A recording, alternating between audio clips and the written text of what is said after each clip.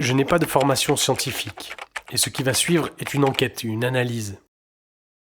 Ce travail n'est que le fruit de l'envie de vous faire partager ma curiosité et mes doutes. Il me semble cependant légitime qu'on puisse remettre en question une partie de notre histoire. Nos moyens technologiques actuels sont prodigieux. Ils permettent de découvrir de nouvelles choses, de remonter plus loin dans le temps, plus haut dans le ciel et plus profondément dans la matière. L'évolution n'a pas été linéaire d'un continent à l'autre. Les variations climatiques ont toujours existé et influencé les migrations des populations, les échanges et par là même le transfert du savoir en général. Des cataclysmes de différentes natures ont pu éliminer des populations et plonger leurs connaissances dans l'oubli. Vous trouverez sur le net d'autres avis que je me suis permis d'analyser et je n'écarte aucune hypothèse.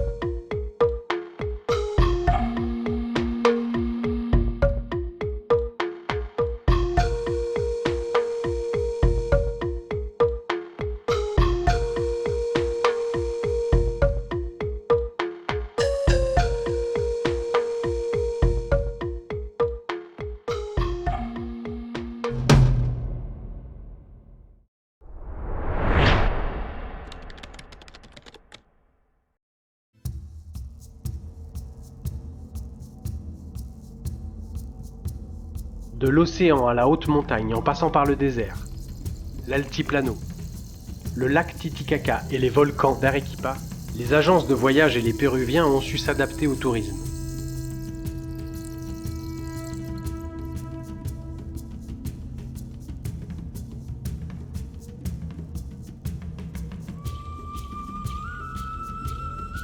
Toutes les visites des sites majeurs sont organisées au mieux pour gérer, loger ou transporter le flot des visiteurs. En quasi-absence de voies ferrées, un large réseau de cars confortables vous transporte aisément d'une ville à l'autre.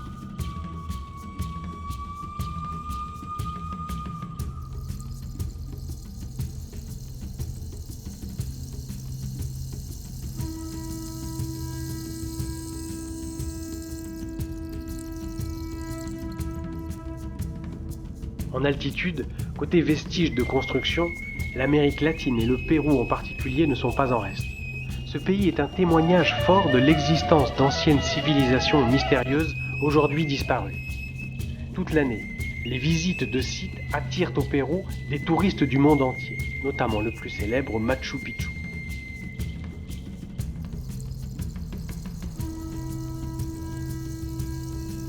Pour notre part, bien que amateur, notre circuit de visite à la carte était orienté sur l'archéologie mystérieuse.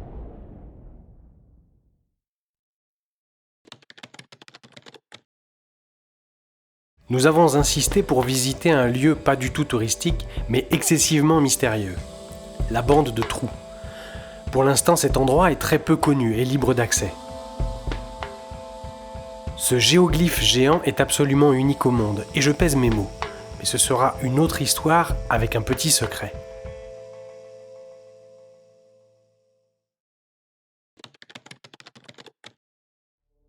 Voilà, le décor est planté. Mais parmi tous les sites visités, c'est Sacsayhuamán qui sera l'objet principal de ce documentaire. Vous décrire ce lieu de façon isolée est pour moi un non-sens. Donc beaucoup d'autres sujets et sites en lien seront développés parallèlement.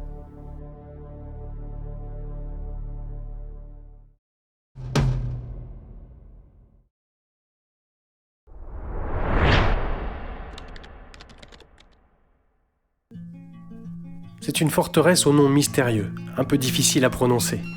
Un parc archéologique a été constitué, regroupant l'ensemble des vestiges au-dessus de la ville de Cuzco sur une surface de 3000 hectares. Sacsayhuamán, en langue quechua, veut dire rapace content ou repu. On ne peut pas vraiment parler d'étymologie car le quechua, promu langue officielle par les Espagnols et répandu dans une bonne partie de l'Amérique du Sud, n'était pas une langue écrite. Quant à l'image du rapace proprement dite, il faut expliquer que, dans la mythologie inca, tout est basé sur 3 niveaux de conscience. Le serpent, Ukupacha, le monde d'en bas, le puma, Kaipacha, le monde des humains, le condor, Ananpacha, le monde d'en haut.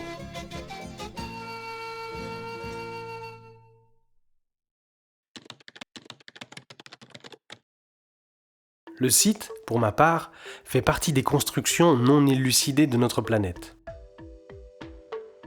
Incontestablement construites à titre défensif, les murailles auraient abrité en leur sein un temple, un espace sacré, précieux, ayant un rapport avec le soleil, la lune et probablement l'eau. Quand on arrive sur place, à la vue des murailles, c'est une impression de solidité extrême qui domine, doublée d'une incompréhension. Incompréhension par l'architecture, la découpe des pierres en général, mais aussi par la disposition exclusive des murs. Nulle part ailleurs dans le monde, vous ne trouverez une fortification similaire en zigzag. Je vais essayer dans les différents chapitres ci-après de vous décrire mes différentes analyses.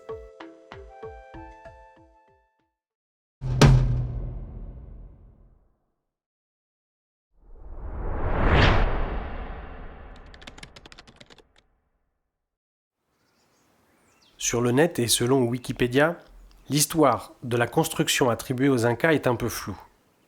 Il est d'abord écrit que l'Inca Pachacútec, Pachacuti Yupanqui, 1438-1471, serait à l'origine de la construction de Sacsayhuamán, suivant les plans de l'architecte Hualparimachi. L'ouvrage aurait été poursuivi sous le règne de Tupac Yupanqui, peut-être achevé sous celui de Huayna Cápac, en donnant une estimation hasardeuse de main-d'œuvre 20 000 hommes pendant 50 ans. Il est ensuite indiqué que la forteresse aurait été construite au XVe siècle, suite à l'attaque de Cuzco en 1438. Puis, selon une autre source archéologique, l'édification de la forteresse est attribuée à la culture Quilqué, qui existait dans la région de Cuzco entre l'an 900 et 1200 avant la civilisation inca.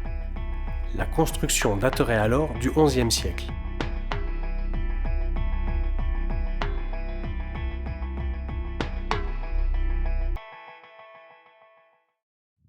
Sur le net, une information pour le moins surprenante, je cite « Les Incas croyaient que le site avait été construit par un ancien peuple inconnu dirigé par un dieu descendu des étoiles. » Bon, en gros, tout le monde aurait mis la main à la pâte.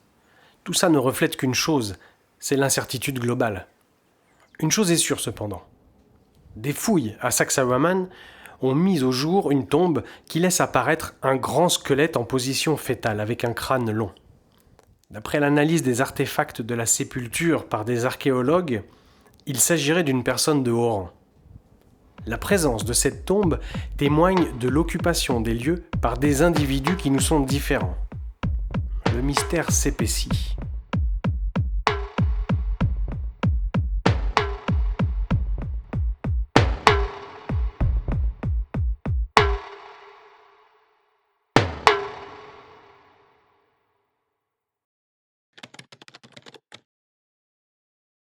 Suivant la légende, les Incas descendent de Manco Cápac, envoyé par le dieu Viracocha. Manco Cápac aurait enseigné aux hommes l'agriculture, après le grand déluge qui a tout dévasté. Il serait à l'origine de la création de la première ville qui deviendra Cusco.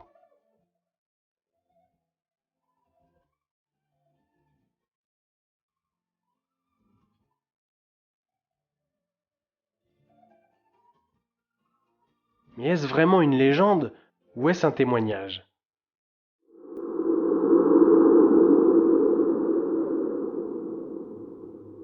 J'ai déjà eu connaissance d'une histoire très similaire, mais de l'autre côté de la planète, au Moyen-Orient.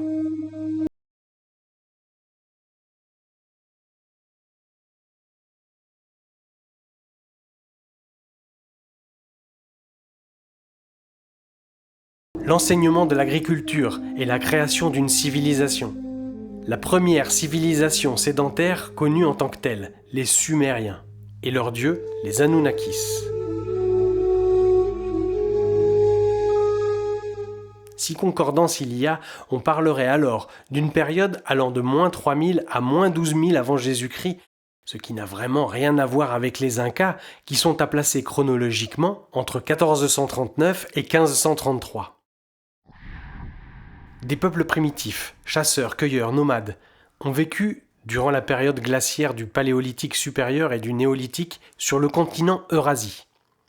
L'évolution se faisant vers moins 3300 avant Jésus-Christ, une des premières civilisations organisées serait apparue entre les fleuves Tigre et Euphrate, maîtrisant l'agriculture et surtout l'écriture.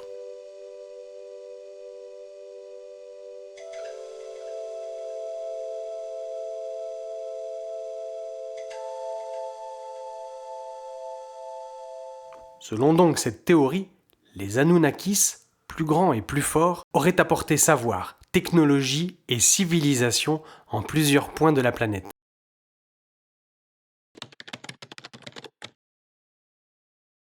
Suivant l'article de Chronos sur le sujet, le Chakana d'origine précolombienne témoigne en résumé d'une connaissance géométrique, mathématique et d'une cosmovision andine pratiquée par des anciens chamans. Bien plus qu'une mythologie, la croix andine croisée, ou Chakana, reste de nos jours un symbole fort de la civilisation inca.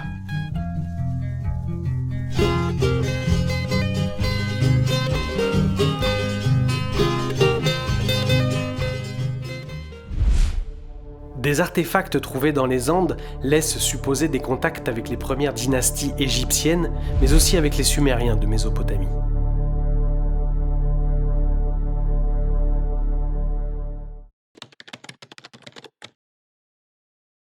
Revenons donc à notre sujet. Il est très difficile de donner une date à la construction des murs. Ce qui est sûr, c'est que dans les musées que nous avons visités, rien, à part quelques statues de style grossier, ne laisse entrevoir la capacité à travailler la pierre dure de cette façon. Les Incas ne connaissent pas le fer. Aucun plat, vase ou assiette en pierre tournée. Uniquement de la terre cuite, plus ou moins primitive, dédiée à la pratique culinaire et surtout aux divers cultes divins et funéraires.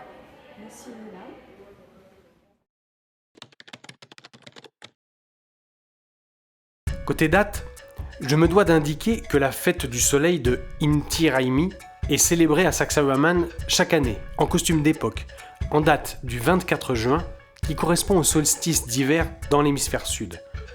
La célébration du dieu soleil Inti est la fête la plus importante nationale et internationale du Pérou. Elle représente la survivance de l'identité culturelle et religieuse malgré la dominance religieuse chrétienne imposée par la conquête espagnole en 1532.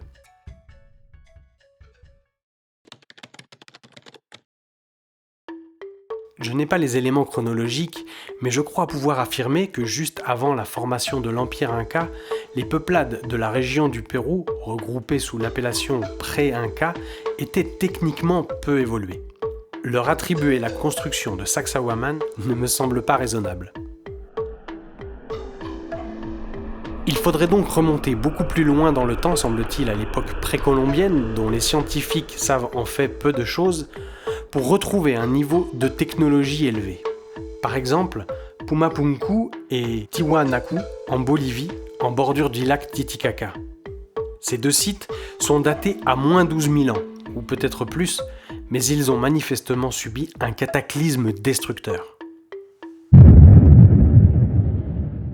Là, côté travail de la pierre, c'est une grande leçon. Les archéologues ont découvert un système d'emboîtement des blocs très élaboré à rainures avec des éléments de pierre préfabriqués absolument stupéfiants.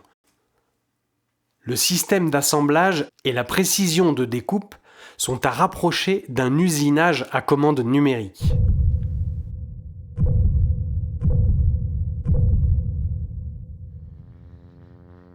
Côté mystère, on pourrait y inclure les célèbres pistes de Nazca, phase 1, et bien d'autres sites au Pérou.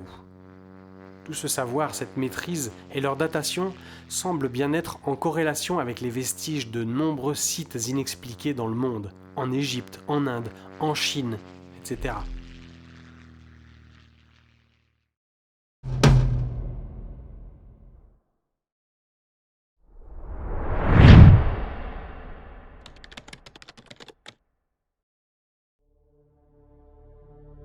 Si on se réfère à l'apogée de l'Empire Inca proprement dit, celui-ci était divisé en 4 régions, essentiellement situées sur la côte pacifique, entre la cordillère et l'océan. Chinchansuyú, Kuntiasuyú, Antisayú, Colasuyú.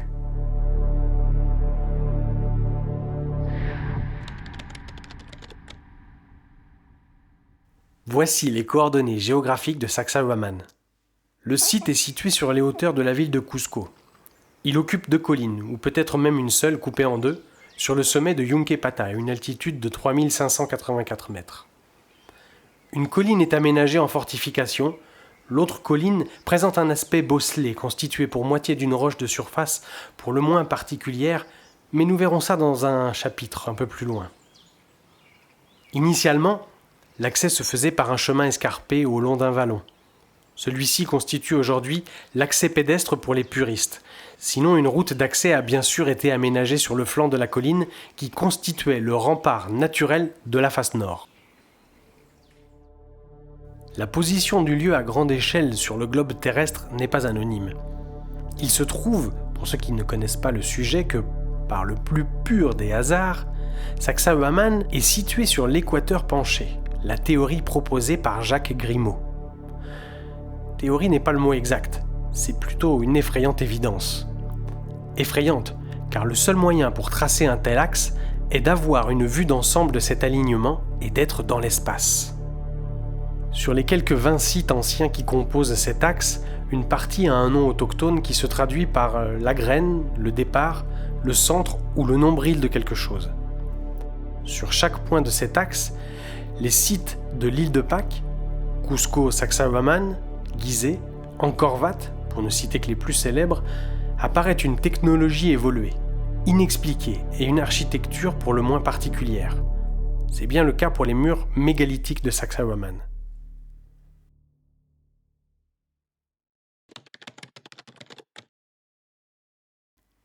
À plus petite échelle, si l'on peut dire, puisque localisés à l'Amérique latine, Sacsayhuamán et Cusco font partie d'un alignement géographique de sites anciens précolombiens pour le moins surprenant, d'une longueur d'environ 1600 km à travers le relief. La mathématicienne Maria Scholten-Debnet est à l'origine de cette découverte dans les années 1970 et a fait paraître le livre « La route de Viracocha ». Pour les néophytes, il faut savoir qu'il existe à travers notre planète de nombreux alignements de villes, villages, temples ou tout autre point géographique remarquable. Il semblerait que ce soit l'apanage savant d'anciennes civilisations pratiquant la cosmologie qui reproduisaient sur Terre les configurations stellaires et fort probablement une sorte de cartographie antique servant de moyen de repère pour les déplacements. Suivant l'ancienne légende andine, le dieu civilisateur Viracocha aurait traversé le continent précisément suivant ce tracé. Légende ou pas, comment cela est-il possible ?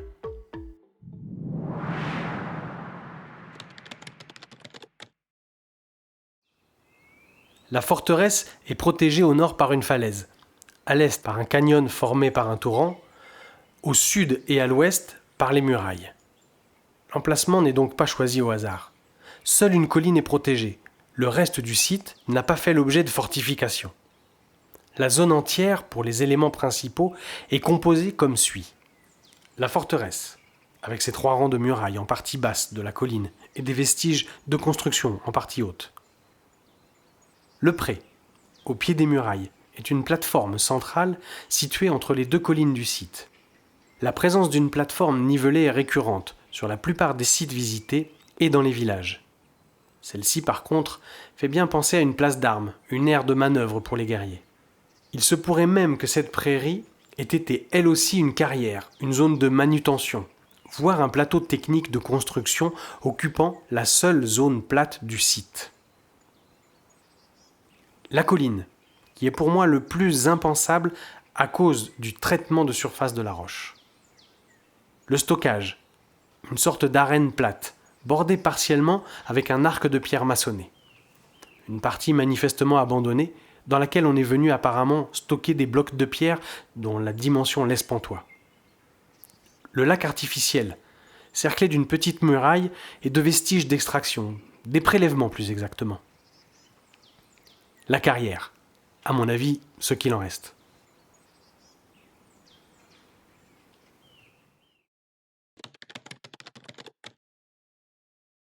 En ce qui concerne l'élévation des murailles, il faut considérer le niveau de protection requis. Plus clairement, de qui les constructeurs avaient-ils besoin de se protéger pour être amenés à réaliser un tel ouvrage si complexe? En fonction de l'âge de construction, on peut toujours imaginer des hordes de sauvages belliqueux venant à l'assaut des murailles. Ces murailles, soit dit en passant, certes solides et impressionnantes, mais à mon avis pas si imprenables que ça. La configuration générale, avec nombre de recoins qui sont autant de points faibles dans la défense, nécessite, je pense, beaucoup de personnel défensif. J'ajouterai à mon analyse le fait que finalement la muraille principale n'est pas très haute à franchir avec une échelle, même en prenant en compte la rectification du niveau du terrain initial. Il est vrai que nous sommes loin des constructions des châteaux forts du Moyen-Âge concernant le côté perché, le nombre d'entrées, la hauteur des murs et l'absence de douves ou de fossés devant les murs.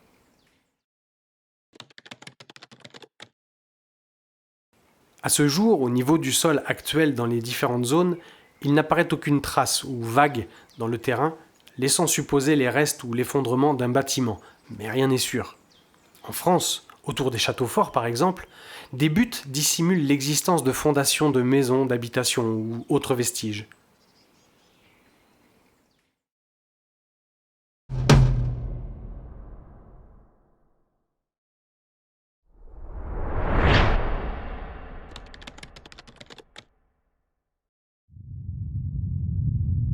La région de Cusco et toute la cordillère des Andes fait partie de la ceinture de feu du Pacifique. À ce titre, la terre est amenée à trembler souvent.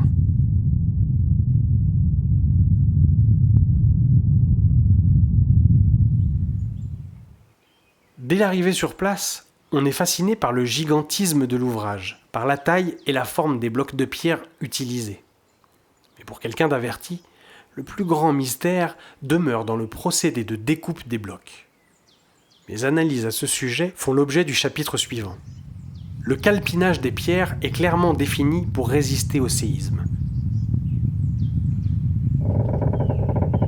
L'implantation des 3 rangs de murailles en zigzag a elle aussi pour but de résister aux secousses.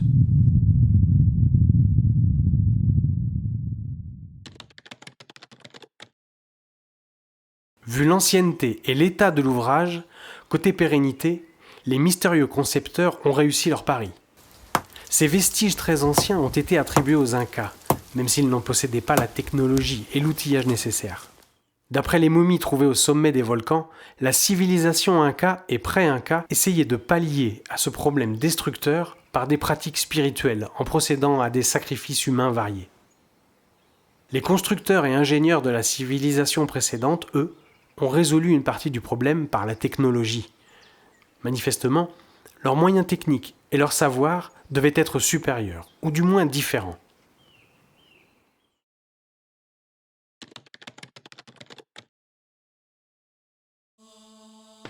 Voyons tout d'abord l'implantation de la muraille. Il va de soi que celle-ci a été construite avec une succession de choix techniques majeurs. Elle est composée de 3 éléments d'à peu près 6 mètres de haut, plutôt qu'une seule de 18 mètres, qui aurait vacillé à la moindre secousse. L'édification en zigzag, avec des angles rentrants et sortants, vient assurer la stabilité dans le sens de la largeur et permet d'amortir les mouvements du sol dans le sens latéral. Mais ça ne suffit pas. Il faut prendre en compte que le niveau général du pré principal était sans doute plus bas qu'à l'heure actuelle. Les dessins des pierres en partie basse de la muraille laissent deviner que ce que nous voyons n'est pas le pied des murs. On peut déduire les niveaux initiaux en mesurant la hauteur des pas de porte des accès. Ils sont positionnés, sans doute pour raison défensive, à 1,50 m de haut environ, au pied des ouvertures trapézoïdales des murailles supérieures. On remarque au passage l'absence de traces d'un quelconque ancrage pour un ancien escalier d'accès.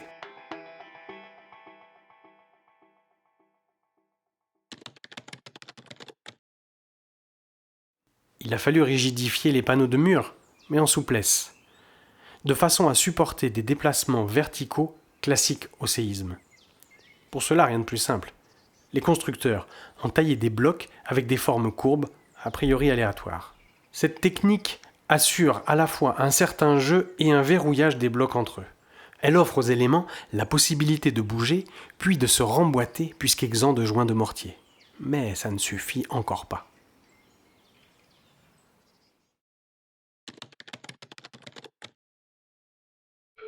Quand je parlais de technologie, les constructeurs ont découpé des blocs d'angles en 3D, verrouillant les angles rentrants et sortants. C'est-à-dire que les blocs font à la fois partie d'un pan de mur et du suivant. Cerise sur le gâteau, les blocs au niveau des angles sortants, qui sont souvent les plus gros, présentent un fruit stabilisateur.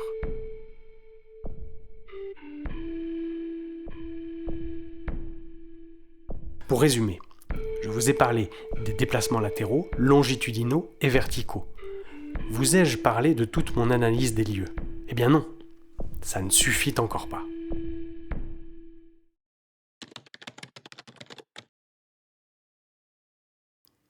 La muraille basse peut être considérée comme la muraille principale, car les pierres sont plus massives et la hauteur de mur plus importante. D'après notre guide, le sol initial du pré serait à environ 3 mètres plus bas, ce qui a confirmé ma première impression. Elle est séparée des 2 autres murailles par une dizaine de mètres. Les 2 autres murailles sont plus rapprochées, comme on peut le voir. Il va sans dire que cette disposition est volontaire. C'est à croire que les descentes de charge sur le terrain ont été prises en compte comme l'aurait fait un géologue ou un bureau d'études béton.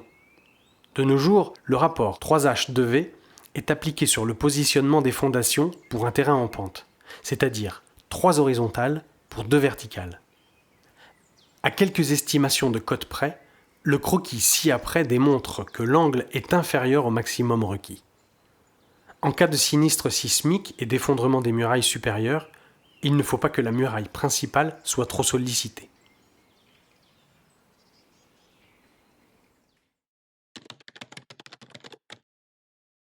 Imaginez-vous avoir à réaliser l'implantation de ces 3 niveaux de murs en suivant un alignement général avec des piquets de bois et des ficelles et respecter le plan d'ensemble. Cela me paraît franchement compliqué. Apparemment, rien n'a été laissé au hasard. L'établissement d'un plan de départ a été à mon avis impératif, car la vue aérienne ne trahit vraiment aucune variation sur les alignements. Qui dit plan, dit unité de mesure et écriture, ce que les Incas ne possédaient pas, excepté une codification de nœuds sur des ficelles de leur parure. C'est une leçon de technologie qu'on ne sait pas reproduire, mais bizarrement, à l'œil, c'est aussi primitif.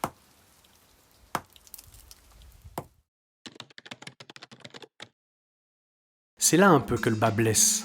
On peut se poser la question de savoir pourquoi une civilisation avancée n'a pas utilisé une technique de pierre reconstituée, comme l'ont fait partiellement les Romains et sûrement les Égyptiens. Soit dit en passant, dans les luxueuses villes gréco-romaines, le risque antisismique n'était pas ou peu pris en compte. Les structures sur colonnes sont des châteaux de cartes. Pour notre part, notre béton n'est rien d'autre que de la pierre reconstituée. L'autre idée, beaucoup plus simple et culturelle pour eux. Construction égale pierre.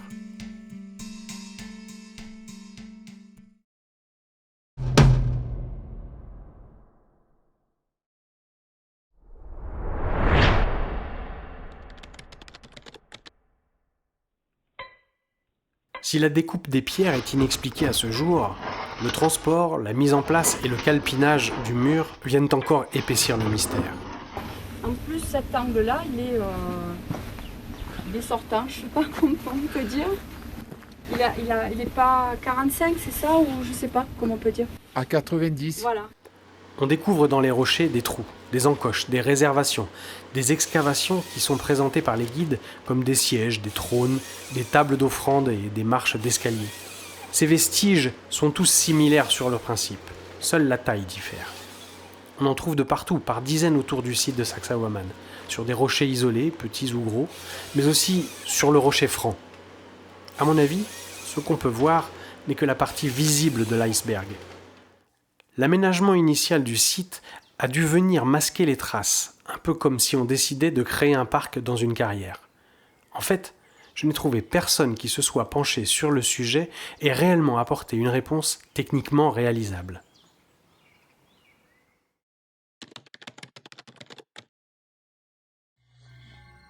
Pour moi, il est clair que ce sont les vestiges des extractions nécessaires à l'édification des murs et non pas une multitude de trônes. Pour avoir le mot juste, je les qualifierais de prélèvements.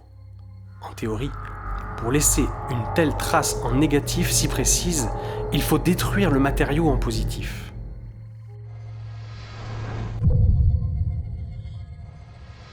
Même de nos jours, c'est quelque chose qui n'est pas réalisable sans laisser des traces de sillage plus larges dans les 3 dimensions. De plus, l'utilisation d'une machine de découpe actuelle avec un disque ou un câble nécessiterait un espace d'action important. Or, les prélèvements sont souvent contigus, joints ou superposés, et même sur différents plans. Ces prélèvements sont aussi réalisés dans des espaces exigus et de taille parfois minuscule, ce qui me fait poser plein de questions sur le type d'outil employé. Plus stupéfiant, pour couronner le tout, les surfaces des négatifs sont comme vitrifiées. Au toucher, les surfaces sont douces, mais avec de petits trous et ne présentent aucune trace de sciage ou de martèlement. Les seules traces visibles sont de légères empreintes très précises en surépaisseur, conséquence des prélèvements contigus sur un plan légèrement différent. Constatez vous-même sur les images. Pour un œil averti, ce travail d'un haut niveau technologique n'a pu, à mon avis, être réalisé que par une machine.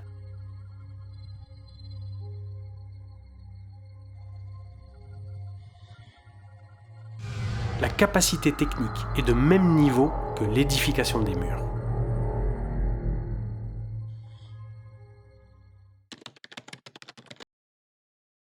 Un autre détail vient corroborer ces affirmations. Un petit morceau de pierre subsiste systématiquement sur un ou deux des côtés du prélèvement, comme une conséquence impérative du processus de coupe.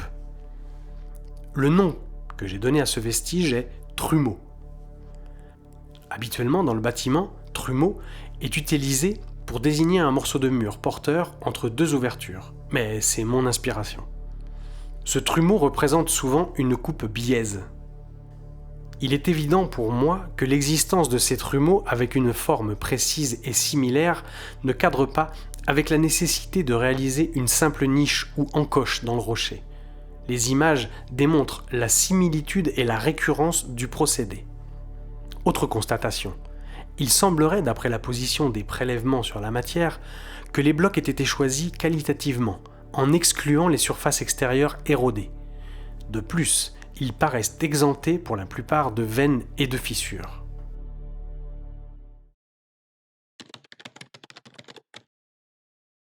Évidemment, on trouve ce type de prélèvement de pierre à de nombreux endroits au Pérou.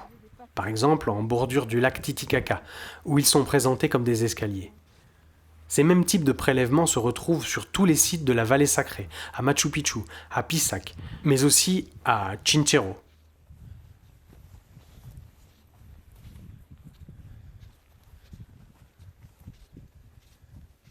La palme d'or, cependant, peut être décernée à Ollantaytambo, car certains prélèvements sont carrément perchés à une 50aine de mètres, voire plus, sur une paroi verticale. J'ai bien sûr une explication rationnelle à cette situation. Je pense qu'il faut toujours raisonner en carrière. Le profil de la montagne n'était pas originellement celui que nous voyons. Les extractions des blocs ont été faites en descendant par paliers, et il est fort probable que la plateforme initiale de travail ait été au même niveau que l'encoche. Concernant le procédé de découpe, le problème reste entier. Cependant, une autre constatation annihile un peu cette hypothèse. Il existe sur les montagnes environnantes des prélèvements inexplicables, totalement isolés et situés sur des à-pics encore plus importants.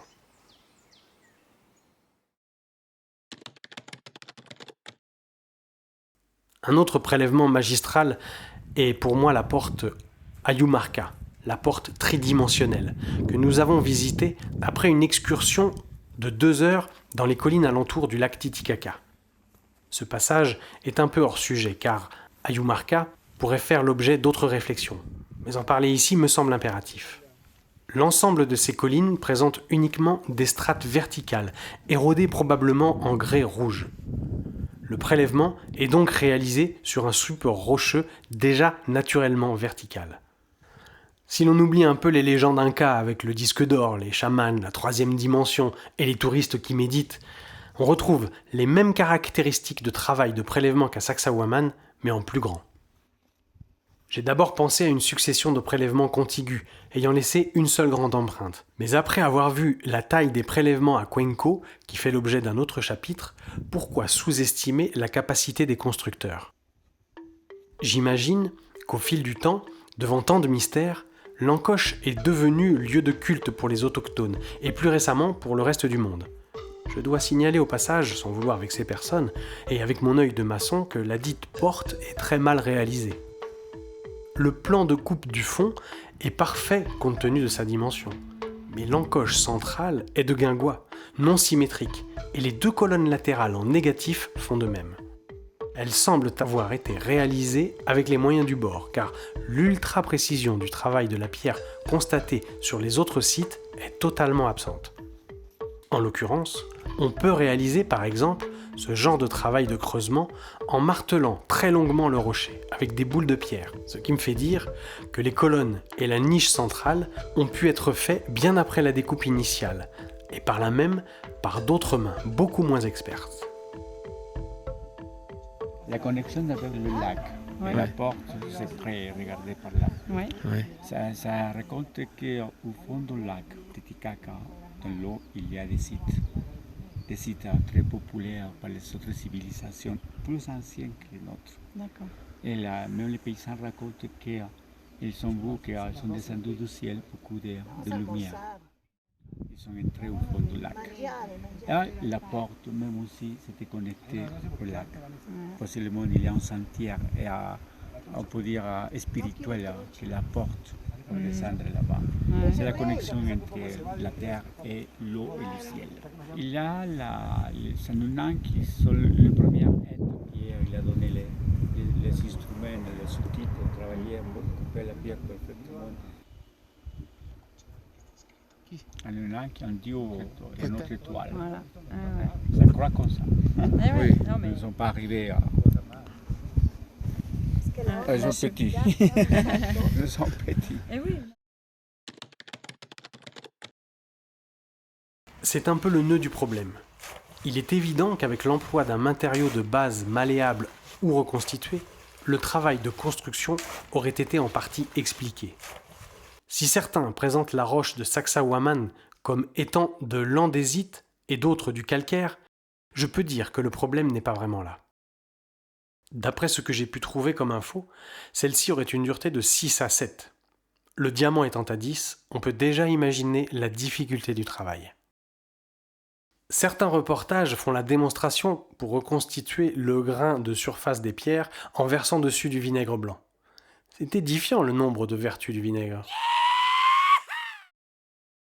Un autre vestige pose problème. À certains endroits, de grandes zones de rochers présentent des formes ondulées et creuses. Une possible érosion naturelle, mais certaines traces et empreintes témoignent d'une intervention sur de la roche à l'aspect ramolli.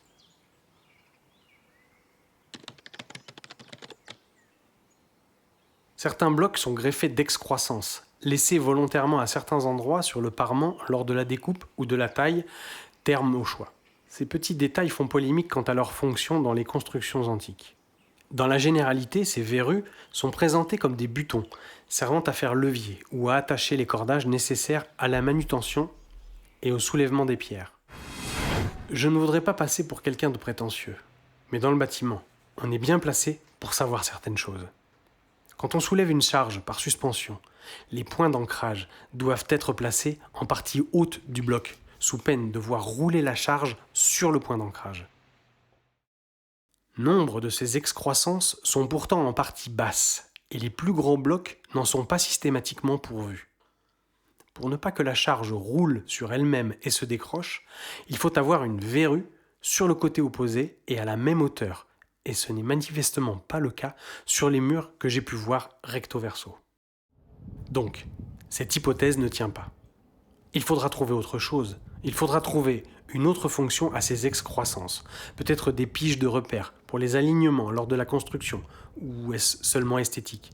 Une question de style ?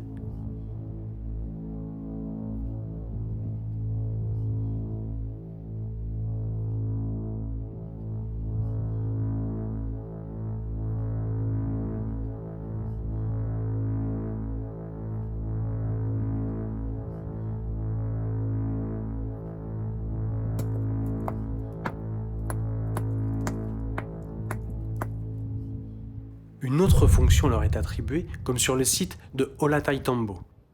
Malgré le nombre et la différence d'orientation des supports, la théorie serait que l'ombre de l'excroissance indiquerait un certain jour de l'année, comme un calendrier solaire.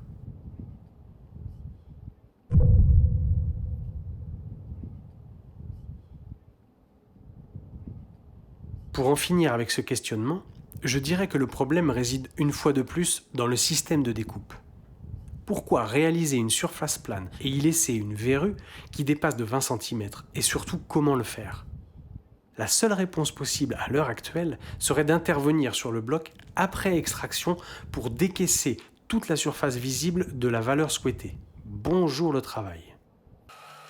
L'utilisation d'un câble diamanté comme dans l'extraction du marbre aurait vite fait de trancher la pierre et l'excroissance avec.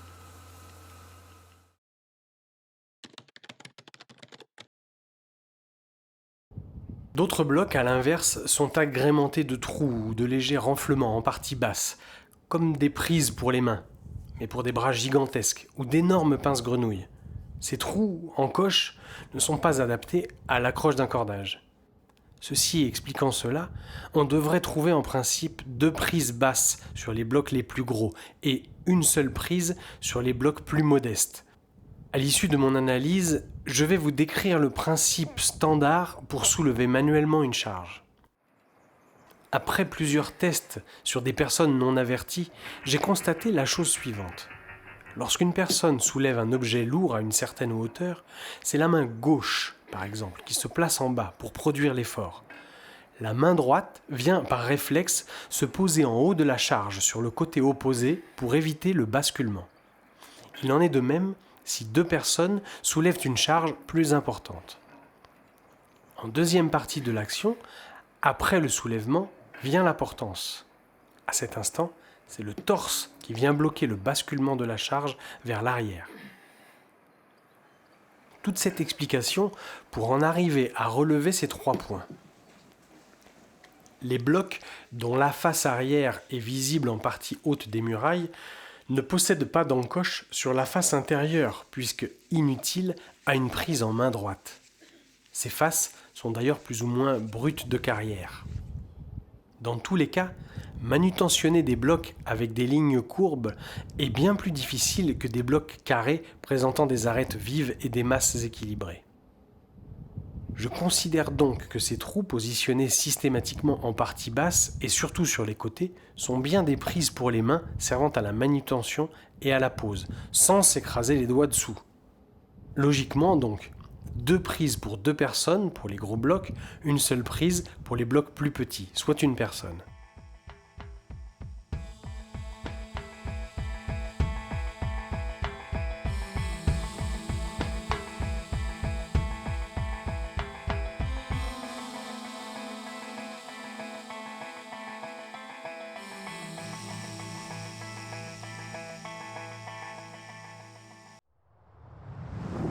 Évidemment, suivant mon analyse, j'exclus la possibilité que les blocs aient été manipulés par une multitude d'ouvriers.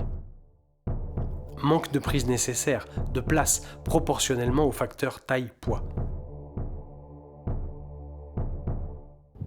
En conclusion, en prenant en compte la dimension et le poids des blocs, la position des prises, leur forme, leur existence même, les proportions correspondent non pas à une machine de levage, mais plutôt à des gros robots ou à des individus humanoïdes de très très grande taille, des géants.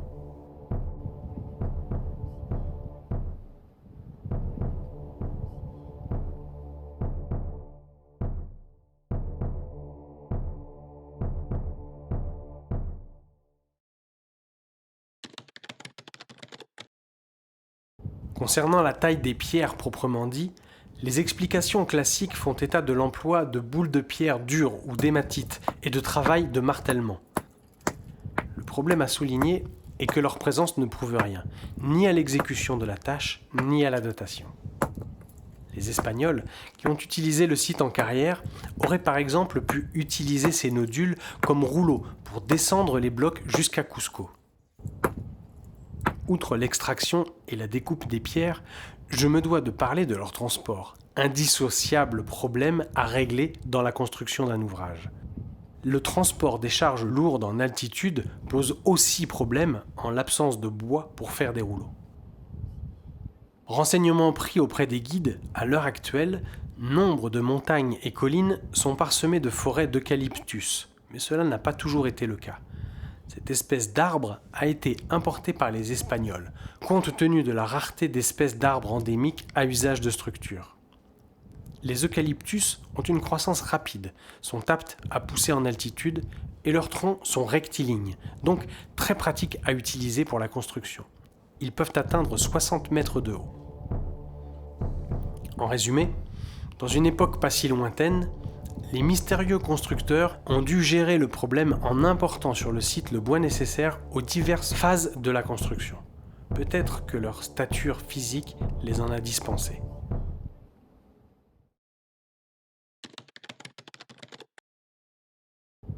Maintenant, passons à la pratique pour essayer de comprendre l'action du prélèvement.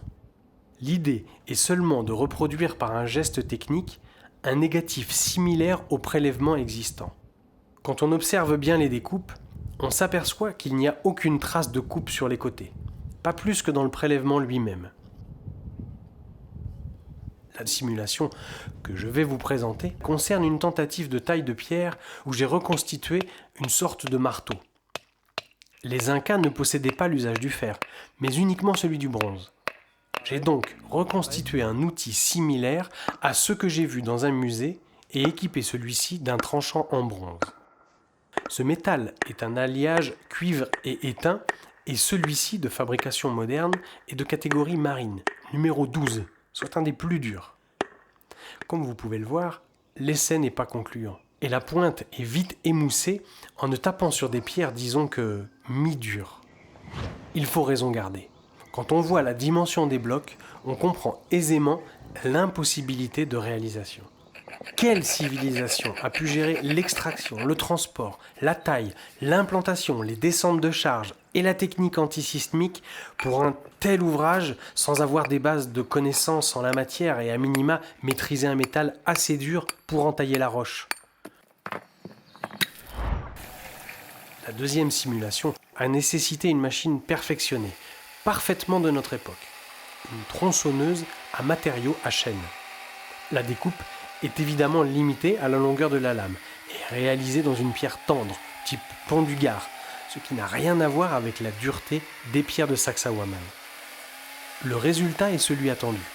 Des traces de coupe obligatoires en 3D subsistent dans les angles, et le matériau n'est évidemment pas poli. Cet aspect poli, vitrifié, est une caractéristique majeure des vestiges.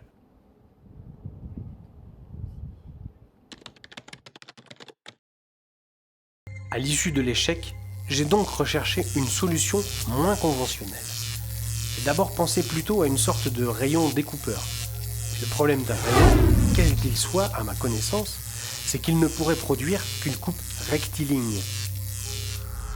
Or, à Machu Picchu par exemple, j'ai pu constater dans les joints écartés de certains blocs des assemblages voilés dans le sens de la profondeur qui s'épousent parfaitement. Je n'ai donc pas d'explication raisonnable sur le moyen stupéfiant de découpe en 3D ou 4D. Serait-il possible qu'une civilisation avancée arrive à produire des rayons courbes à volonté? Bonjour les extraterrestres.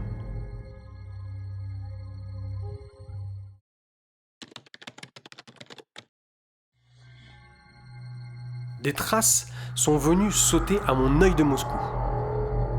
Elles sont discrètes, mais présentes à de multiples endroits sur les murailles de la forteresse. Je les attribue à l'action d'une machine, à la fois pour l'extraction et la taille qui laisse une empreinte toujours rectiligne.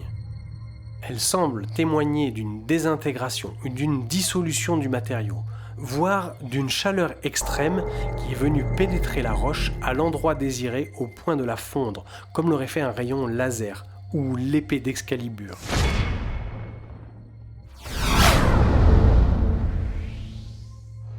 Petit bémol à cette hypothèse, les traces d'échauffement sont inexistantes ou effacées par le temps. J'en ai aussi déduit que s'il vous semble complètement fou que je vous parle de machine, je peux en rajouter en vous disant ceci. Qui dit machine, dit réglage de profondeur de coupe. Évidemment, La coupe des blocs par une machine ou à la main, vu le calpinage des pierres, nécessite à minima de déterminer à l'avance la taille du bloc à découper et donc de faire des essais. J'ai pu identifier ces traces vraiment identiques aux endroits suivants. Ollantaytambo, une trace horizontale parmi d'autres, très nette, située dans l'angle gauche de l'ancien temple du soleil et sur un bloc, isolé en bas de l'entrée du site. Celui-ci est carrément truffé d'empreintes.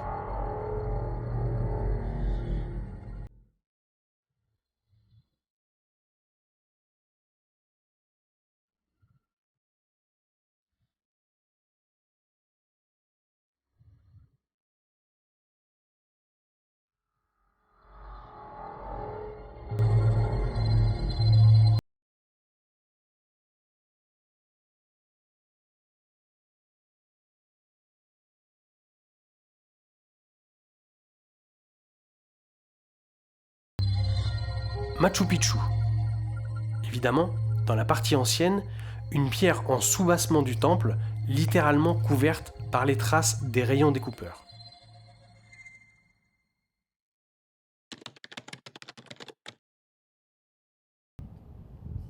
Au pied du trône de l'Inca, parmi quelques blocs épars, on trouve une toute petite réservation carrée. Cet élément est un vestige très important. Il témoigne pour moi d'un essai de réglage de profondeur ayant fini par traverser l'élément de part en part. Sa largeur correspond aux traces laissées sur les pierres des murs. Écartée à ce sujet, la manivelle en bois abrasive au diamant égyptienne, car le trou est carré, inaccessible aux burins et marteaux compte tenu de sa profondeur. Les spectateurs avertis comprendront.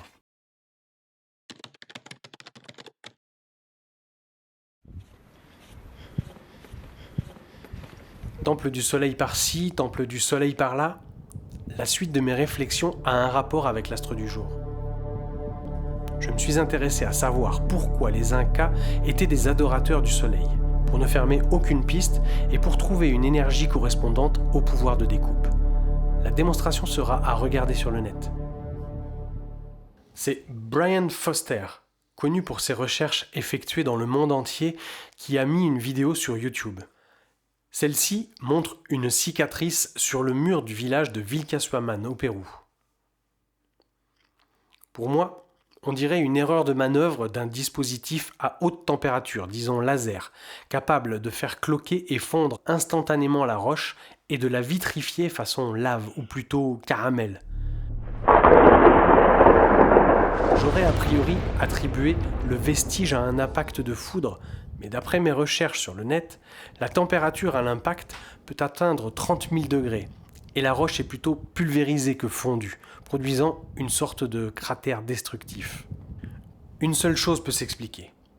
Même si vous mettez le feu contre le mur pendant des années ou si vous utilisez un chalumeau, la pierre va se déliter et se décomposer en sable, mais vous n'aurez jamais en résultat un tel vestige. Pour avoir cette trace, il faut que la chaleur soit très intense, mais quasiment instantanée. C'est pour cela que j'ai parlé de dispositif, c'est-à-dire d'un rayon capable d'atteindre la température du plasma. Cette vidéo fait aussi voir en deuxième partie un site de fouille, où on découvre un bloc de pierre taillé, a priori une statue sur son socle. Celle-ci a été noircie très précisément par moitié, manifestement sous le même principe, mais cette fois-ci, l'action du rayon semble volontaire, ciblée et totalement maîtrisée. Je vous engage à consulter le site sur YouTube et vous faire votre propre avis.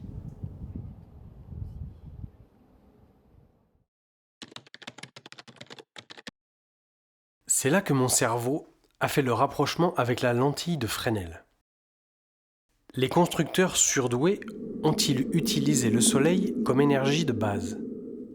Petite explication. La lentille de Fresnel n'est pas à cuisiner. C'est une sorte de loupe où l'inutile de matière a été supprimé de façon à ne garder que l'essentiel, permettant ainsi d'optimiser, de concentrer les rayons de lumière, donc de chaleur. Utilisé avec le soleil, le dispositif permet de multiplier la puissance par un phénomène de convergence des rayons.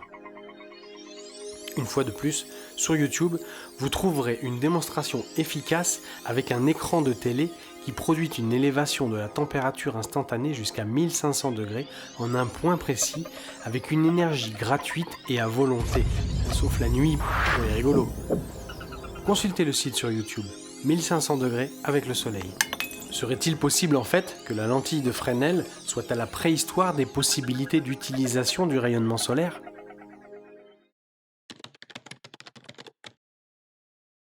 Une autre hypothèse est en vigueur chez certains chercheurs. Pour celle-ci, vous n'aurez pas de simulation de ma part, pas plus que de démonstration sur le net, et pour cause. Il s'agit de la technique de la pierre molle, ou de la pierre moulée. Les deux termes sont assimilés à tort, car pour moi ce n'est pas du tout la même signification, et pas le même travail. Concernant la théorie de la pierre molle, ce serait une mise en vibration de la pierre à sa propre fréquence. La matière se transformerait alors pour atteindre la texture du loukoum, voire du flan aux œufs, et sa découpe serait alors facile. J'ai personnellement essayé de soulever un morceau de flan, mais vous ne verrez pas les images. Trêve de plaisanterie. Cette hypothèse n'est pas plus stupide qu'une autre, c'est juste une question de moyens. Mettre en vibration la montagne pour extraire le bloc de roche de 300 tonnes et plus, puis le ramollir à nouveau pour l'assemblage millimétrique avec les autres blocs de la muraille me paraît impensable. Mais sait-on jamais. Cette hypothèse vient se heurter au fait que le mur n'aurait pas cet aspect final. De par sa propre masse, un bloc ramolli de quelque façon que ce soit, sous l'effet de la gravité, devrait logiquement, lors de sa mise en place, former un renflement en partie basse, façon barbe à papa. Et ce n'est pas le cas. Manipuler une masse molle sans point dur s'avère être quasiment impossible. Il est vrai cependant que de nombreux blocs de roche présentent cet aspect ramolli très particulier. Les bosses, les trous et autres zigzags qui couvrent les surfaces sont difficilement attribuables à l'érosion naturelle.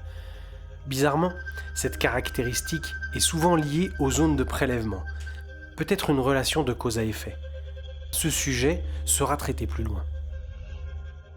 L'hypothèse d'un certain Brian Fawcett soutient l'emploi d'une plante aux feuilles rougeâtres et sombres dont la sève aurait le pouvoir de ramollir la roche pour extraire les blocs. Ma réflexion me porte à croire que, comme cité plus haut, dissolution et ramollissement ne produisent peut-être pas un résultat final si différent en surface. Un jus acide serait alors la réponse à toutes mes questions ? J'en doute. Concernant la pierre moulée, on serait plus proche d'une sorte de béton, c'est-à-dire de la pierre reconstituée. C'est la théorie et les conclusions de M. Joseph Davidovits, applicable à certains blocs rectangulaires des constructions antiques égyptiennes et plus récemment à Pumapunku. Mais concernant les murs cyclopéens, le principe n'est pas pour moi applicable. Qui dit moulé dit moule, donc contenu et contenant. Qui dit contenant dit coffrage. Et qui dit coffrage soulève le fait qu'il soit radicalement impossible de réaliser ces formes courbes et voilées avec de minuscules détails. Outre les réalisations de coffrage ou de moule déjà d'un niveau technique très élevé, ceux-ci auraient été amenés à résister à une pression énorme vu la taille des blocs de Sacsayhuaman. Le problème est pour moi réglé et sans appel. Quant aux théories sur la pierre fondue, pour moi, même punition. Direction poubelle. Outre l'énergie nécessaire à la fonte de la matière, il aurait fallu transporter le magma dans des creusets, comme dans une aciérie. Les coffrages n'auraient pas tenu une seconde, car aux contraintes de pression seraient venues se rajouter les contraintes de résistance à la chaleur.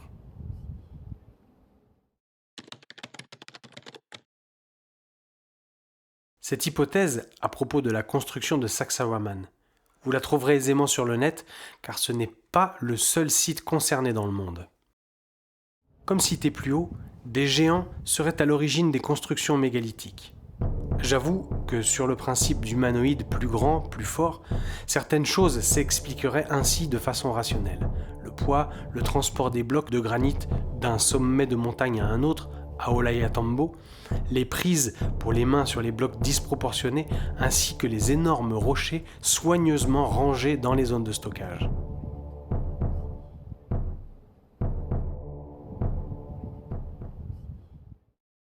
Il ne faut pas prendre à la légère certains témoignages écrits. La Bible et le Coran font état de l'existence de géants.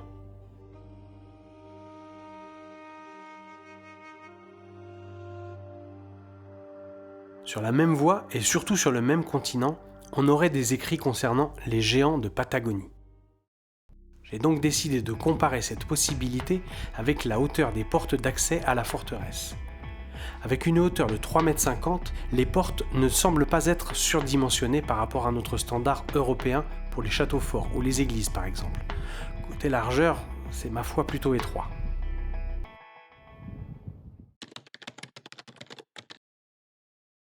Un dernier détail est à souligner. Non seulement les joints sont ajustés au millimètre sans mortier, mais les blocs de pierre sont rognés sur les bords. C'est une maçonnerie similaire à une construction de murs à joints creux. Ce choix vient imposer à l'œil la massivité des blocs et souligner le calpinage des découpes. Évidemment, la prestation rajoute une couche de travail faramineux. On peut se poser deux questions. Soit c'est volontaire et sur le principe c'est architectural, comme expliqué ci-dessus, soit ce creux est une conséquence obligatoire produite par l'outil de coupe. Si on imagine par exemple une découpe par rayon solaire amplifié avec une focale réglable, la proximité de l'outil pourrait produire un suréchauffement à la surface du matériau et dégrader les bords.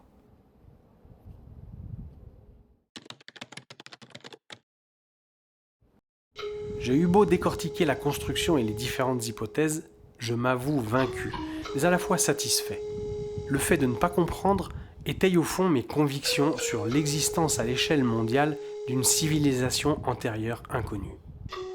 En tout cas, cela reste un mystère et je n'ai pas d'explication.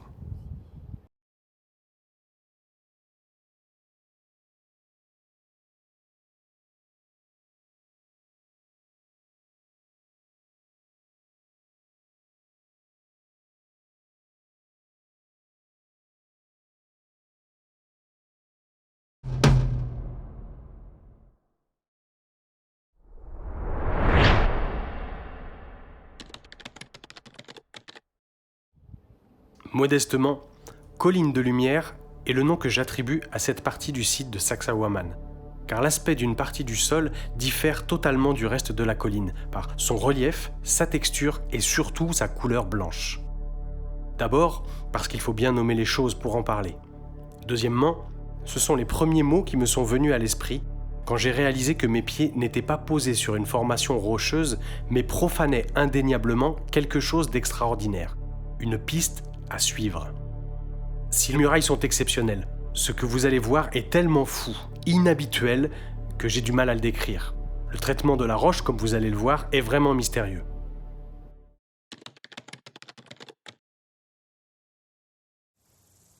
Comme évoqué précédemment, c'est d'après moi de cette colline et alentours proches qu'ont été extraits tout ou partie des mètres cubes de roche nécessaires à l'édification des murs. Ce n'est pas le cas pour tout le monde et les avis diffèrent. Il est dit que les blocs auraient été acheminés depuis les carrières de Wakoto et de Rumikola, situées à 38 km de la forteresse.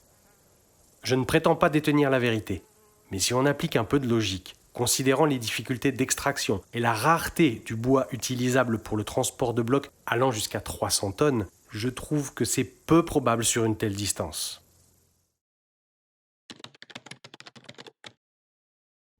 Pour revenir à la colline, je ne sous-estime pas les capacités de Dame Nature. Un reportage, trouvé une fois de plus sur le net, explique vaguement le phénomène par la présence à proximité d'un ancien volcan. Je doute qu'une action volcanique localisée, empreinte ou érosion d'un glacier, ou même l'action de l'eau, soit à l'origine de cet état.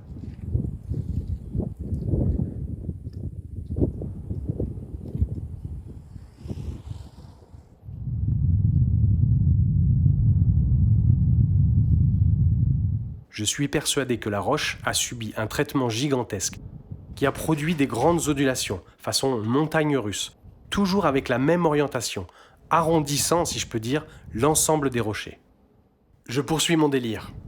L'aspect général laisse à penser que la roche a été ramollie et travaillée sur une épaisseur conséquente de façon similaire à la pâte de sucre fondu et étirée que les artisans travaillent pour la fabrication des bonbons. Impossible de savoir si ces ondulations sont volontaires afin de gommer toute irrégularité du sol existant ou une conséquence du traitement. On remarque aisément la différence avec les rochers d'origine tout proche, mais ce n'est pas tout.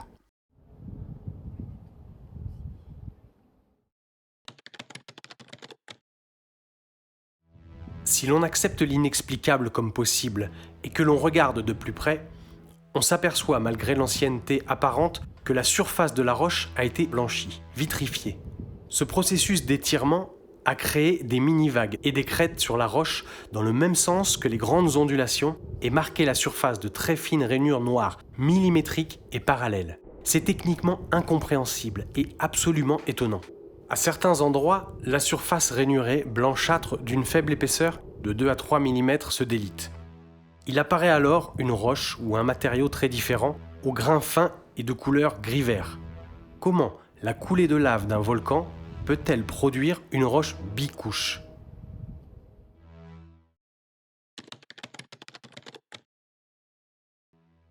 Cependant, certains pensent que le polissage serait le travail de l'eau. Je cite « toboggan en granit poli par des millénaires d'érosion ». Je leur dirais, c'est exactement le contraire. L'érosion naturelle détruit et érode le support de la même façon que si vous laissez un morceau de marbre ou de pierre quelconque à l'extérieur. Celui-ci va se matifier et de petits trous vont se former à la surface du matériau. D'autre part, l'érosion ne produit pas de rainures noires imprimées dans le support.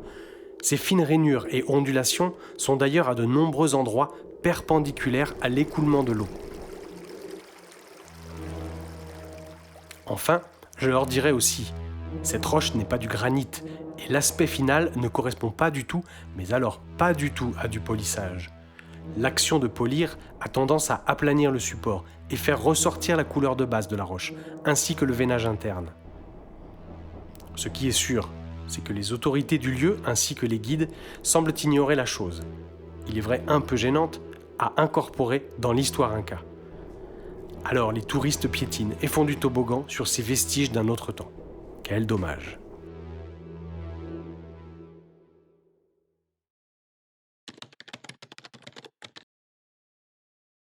Sur les images ci-après, vous pouvez même voir 2 blocs de roche d'origine isolés sur la surface traitée. Ce sont à mon avis des hoquets, un raté dans le processus. En tout cas, le traitement de surface en ligne passe sur la droite, puis sur la gauche, s'arrête net avant le bloc et redémarre très précisément juste après celui-ci.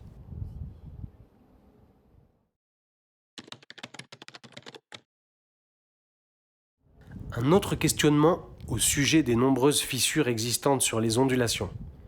En observant bien, ces zones comportent curieusement un nombre de fissures et micro-fissures très élevé par rapport aux rochers intacts environnants, trahissant une fragilité toute relative vu l'ancienneté de l'ouvrage. Mais j'affirme que certaines fissures n'en sont pas. Ce sont des déchirures partielles dans l'épaisseur de la matière. C'est-à-dire que les déchirures ne traversent pas totalement l'épaisseur du matériau. Celles-ci sont dues à la contrainte de torsion située dans les ondulations rentrantes, mais dans un matériau encore mou. Elles sont en effet orientées à 30 ou 45 degrés dans le bon sens et sont localisées dans les parties coudées. Les fissures, elles, sont continues, traversantes et dans tous les sens, conséquence sans doute de tassements classiques et autres tremblements de terre.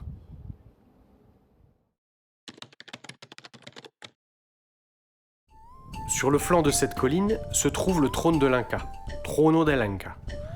Au premier regard, un doute s'installe. Les découpes en escalier, précisément de niveau, semblent un peu trop millimétriques, parfaites, comme si elles avaient été retouchées ou taillées récemment pour la célébration de la fameuse fête Inti Raymi. Je peux me tromper, mais la vitrification du support est absente. Je serais tenté de penser que ce travail a été sans doute réalisé pour la pratique d'un culte, dédié à un dieu quelconque.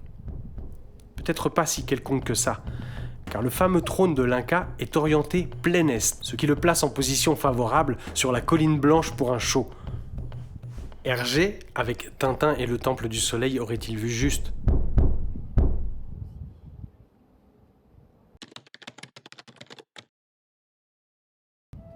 Concernant la vision d'ensemble, vous pouvez constater les zones traitées de celles qui ne le sont pas. Avant les effets du temps, celles-ci devaient être d'un blanc immaculé. Je me demande même dans quelle mesure les ondulations de surface ne jouaient pas un rôle important dans les reflets de la lumière du soleil. Voyez le travail du temps, fissures, décollements, failles, ruptures importantes, sans doute dues au séisme. Ce qui conforte mon analyse et prouve les connaissances antisismiques des constructeurs est sans nul doute le fait que la colline soit cassée et les murailles quasi intactes, alors que seulement une centaine de mètres séparent les deux ouvrages. Tout est envisageable. Tous les sites anciens mystérieux ont un rapport avec le ciel, le soleil, la lune, les étoiles et l'espace. J'en suis venu à me demander si l'ouvrage n'était pas une balise, une surface lumineuse, brillante, destinée à repérer le site vu d'avion ou d'astronef.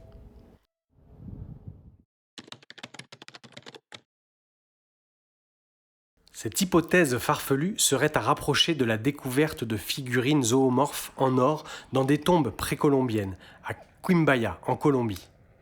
Suivant la théorie des anciens astronautes, certaines de ces figurines représentent sans aucun doute des reproductions miniatures d'avions.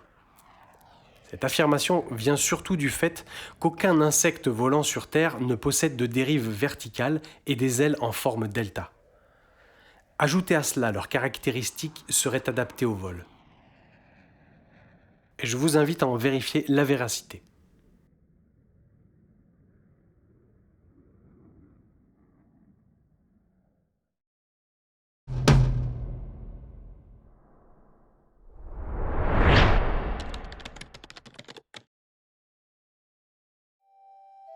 Il s'agirait d'un lac appelé Cochachincana. Le reflet de l'eau était censé permettre de contempler le ciel étoilé en effet miroir. Une fois de plus, j'ai un doute sur cette explication mystique, et voici mes arguments. Premièrement, si l'on constate effectivement en bordure de l'enceinte une sorte de fosse bâtie reliée à un canal, on ne peut affirmer par ce seul élément que l'endroit était un réservoir d'eau. Pour la structure périphérique, on remarque de suite le défaut de régularité dans le cercle de bordure, et cela ne ressemble pas à un mouvement du terrain. Comment des constructeurs capables de réaliser des murailles si précises se seraient lourdés pour tracer un simple cercle avec une ficelle et un piquet ? Je serais donc tenté de dire que la construction de l'ouvrage est postérieure à l'édification des murailles de la forteresse. Cette technique n'est d'ailleurs clairement pas la même puisque réalisée en petites pierres. On peut voir sur les images que les gros blocs de pierre sont de taille modeste et jamais ajustés entre eux. Il en est de même pour les murs de soutènement classiques Inca destinés à l'agriculture en terrasse qui ont été érigés sur les sites de la vallée sacrée. Deuxièmement, l'enceinte, composée d'un double cercle, n'est pas complète sur 360 degrés. Toute une partie est inachevée et aboutit dans la colline où apparaît des blocs épars avec des prélèvements multiples, high-tech. Ils semblent gisants, abandonnés comme si on n'avait pas eu les moyens de les déplacer. Troisièmement, je n'ai pas vu de vestiges de canal d'alimentation d'eau pour alimenter le lac, sauf à l'existence d'une ancienne source. Par contre, lors des fouilles, des canaux bâtis ont été découverts. Il est évident que Sacsayhuaman avait des besoins en eau importants. Quatrièmement, il faut que l'eau puisse être stockée et au niveau actuel, on ne voit pas de fond dallé comme l'auraient fait les Romains par exemple. Sinon, bonjour les roseaux, la vase, les nénuphars et fini les étoiles. À mon avis, le terme de lac est inapproprié. L'endroit fait plutôt penser à une arène ou une place de marché traditionnelle au Pérou, voire les deux. Je verrai bien sur la restante périphérique l'édification d'abris provisoires permettant le commerce par exemple. Je soupçonne que compte tenu de la taille de l'enceinte, la population devait être importante. Dans ce cas, Il faut évidemment des latrines. Et je n'ai pas eu de mal à les trouver, car notre guide, suivant le sens de la visite classique à sensation, nous a tout simplement fait pénétrer sur le site par le tout à l'égout, si je puis dire. Enfin, c'est mon interprétation. Vous pouvez donc voir une fosse parfaitement bâtie, avec des pierres de qualité, ajustées. Une maçonnerie, a priori étanche, avec un dallage en fond permettant le nettoyage et venant se vidanger dans une faille naturelle de la roche. Cette fosse, sûrement, à l'époque, était surmontée des aménagements requis.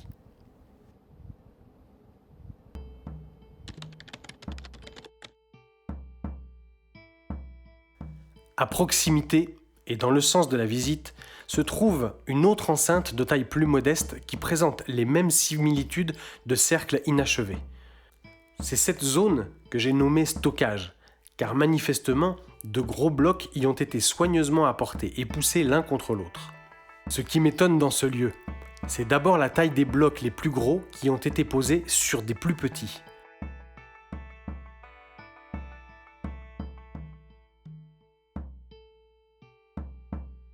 Le plus impensable est qu'un des très gros blocs, environ 1000 à 2000 tonnes, de la taille d'une petite maison, a indéniablement été roulé, renversé tête en bas, car les prélèvements et trumeaux sont en haut et à l'envers, comme vous pouvez le constater sur les images.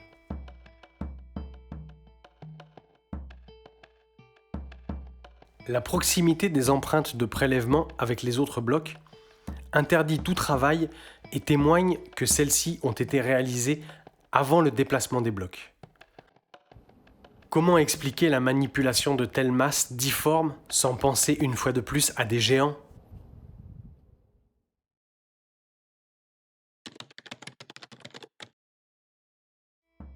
Nombre de sites visités, quand on y prête attention, possèdent une zone un peu à l'écart qui laisse voir un empilement volontaire de blocs.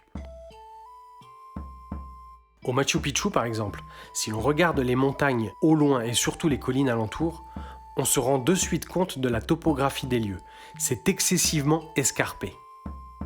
Alentour, pas la moindre esquisse de plateau. Le haut de cette colline a donc été décapité pour créer du plat dans la partie centrale du site et les blocs utilisés au fur et à mesure pour édifier les murs des temples les plus anciens et les murs de l'enceinte principale. Des gros blocs de matières premières, inutilisés, ont été stockés précieusement à l'écart sur le bord du vide, un peu comme des menhirs. Je me suis fait d'ailleurs rappeler à l'ordre pour rentrer dans le rang. Cette zone est bien du stockage, mais pas le lieu de l'extraction. Les constructeurs initiaux avaient donc les moyens techniques de déplacer de très lourdes charges.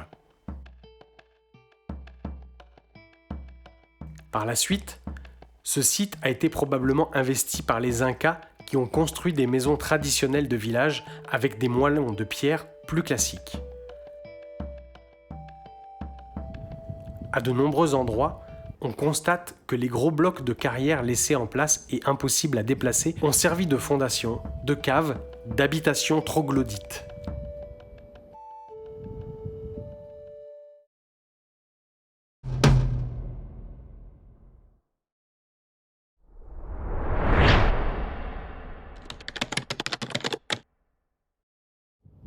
Prenez donc en compte tout ce que je vous ai décrit jusqu'à présent, à savoir les prélèvements de pierres mystérieux, les murailles gigantesques de la forteresse et leur implantation si particulière, la technique antisismique dans les formes des pierres et la disposition de la structure, le choix d'un site stratégique naturellement protégé par la falaise en surplomb de Cusco, les blocs de pierre énormes qui ont été stockés, la colline vitrifiée. Tout ce travail pour protéger quoi et de qui ? Une question à laquelle je peux essayer de répondre, au risque de commettre l'erreur fatale à la crédibilité de mes propos. Une simple intuition. Tout ce travail pour protéger ceci.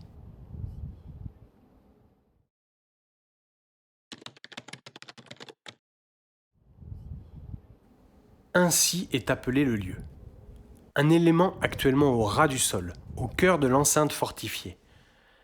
Un triple cercle de pierre rayonné, présenté par les guides comme étant les fondations d'une tour de guet, mais à mon avis éminemment plus précieux ou plus technique. Pour certains, un temple sacré en rapport avec l'eau ou un calendrier lunaire.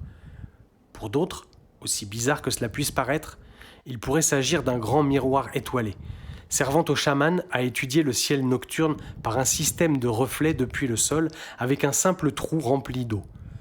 Bien sûr, une représentation officielle de la chose en tant que tour figure sur un très joli livre de photos vendu sur place. Malheureusement, cette proposition ne me convient pas du tout et je la trouve légère. Bien sûr que cela n'engage que moi et je voudrais m'en expliquer. Tout d'abord, côté structure et dans le cas de fondation, la taille des pierres en place n'a vraiment rien à voir avec les blocs qu'il aurait fallu utiliser en soubassement pour un bâtiment à étage qui soit pérenne et antisismique.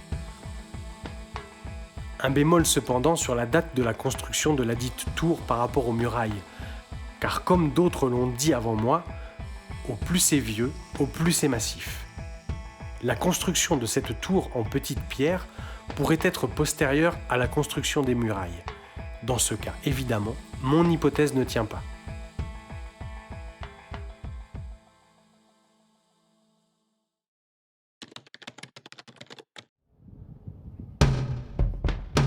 J'en voudrais pour comparaison indiquer l'existence en bordure du lac Umayo, dans la région de Puno, de tombeaux constitués en petites tours circulaires appelées chulpas de Silustani. Regardez bien l'évasement des tours, très difficile à réaliser, la qualité du travail et l'ajustement des pierres. Elles sont encore debout. Pour ces tours qualifiées de précolombiennes d'environ 5 ou 6 mètres de haut, des blocs massifs ont été parfaitement taillés en courbe, avec des joints sans mortier. L'absence de mortier dans l'assemblage est une technique similaire au type de construction inexpliquée de la vallée sacrée.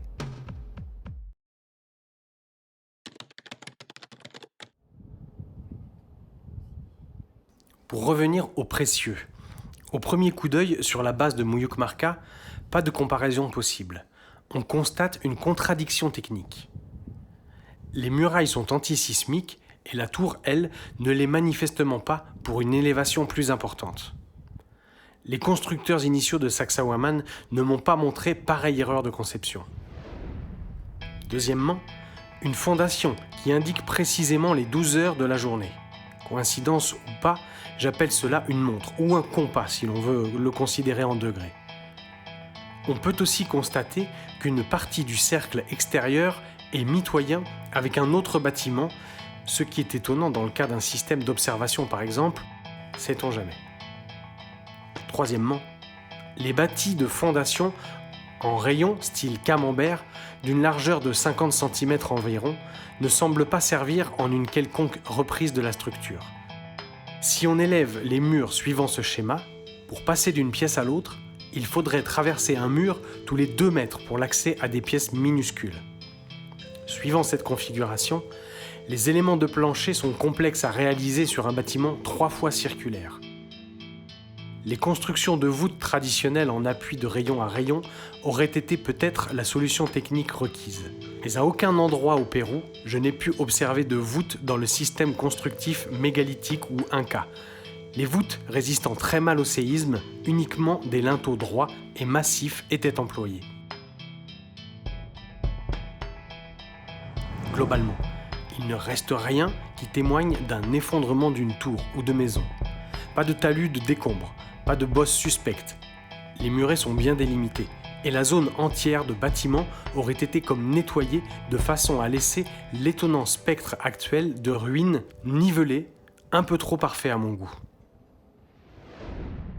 À force de chercher, j'ai mis le doigt dessus. Une fois de plus sur le net. Ombilio del Mundo. Un reportage officiel un peu ancien d'Alexandro Guerrero met en image les Incas au cœur de ces murs. D'après ces images, les murets des cercles étaient en cours de reconstruction avec des pierres bâties au mortier. Une consolidation sans doute nécessaire, mais qui a pour résultat de gommer les alternatives à l'option tour et explique cet aspect nivelé. 3 tout petits canaux en pente vers l'extérieur du cercle sont implantés sur certains rayons. La dimension est caractéristique d'une surverse et peut laisser supposer un rapport avec l'eau. Mais pourquoi pas le sang ? En tout cas trop petit et pas assez en pente pour être un égout. Ne soyez pas choqués que je vous parle de sang. Ce n'est pas une extrapolation au hasard.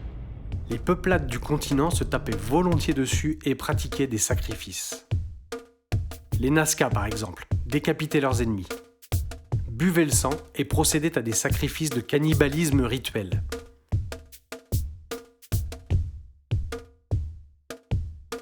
Il en est de même pour les Mayas et les Aztèques et le reste du monde d'ailleurs. Quatrièmement, on a pu s'empêcher de bâtir dessus, très récemment, un nouveau rang de pierres volcaniques sur le cercle central, comme pour se persuader qu'on peut élever le bâtiment et par là même donner une explication conventionnelle aux vestiges. Hélas, la pose de pierre non taillée d'une épaisseur minimaliste n'est peut-être pas le reflet de l'origine. J'ai constaté que le mur du cercle central est beaucoup moins épais que les murs des deux autres cercles. C'est paradoxal, car d'après les représentations de la tour, c'est ce mur qui était le plus haut.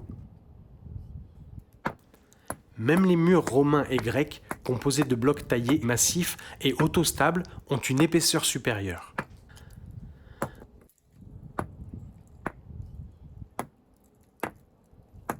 À cette épaisseur nominale vient s'ajouter l'épaisseur du fruit, en partie basse, tel que nous le voyons dans les immeubles anciens, au niveau des caves et des rez-de-chaussée.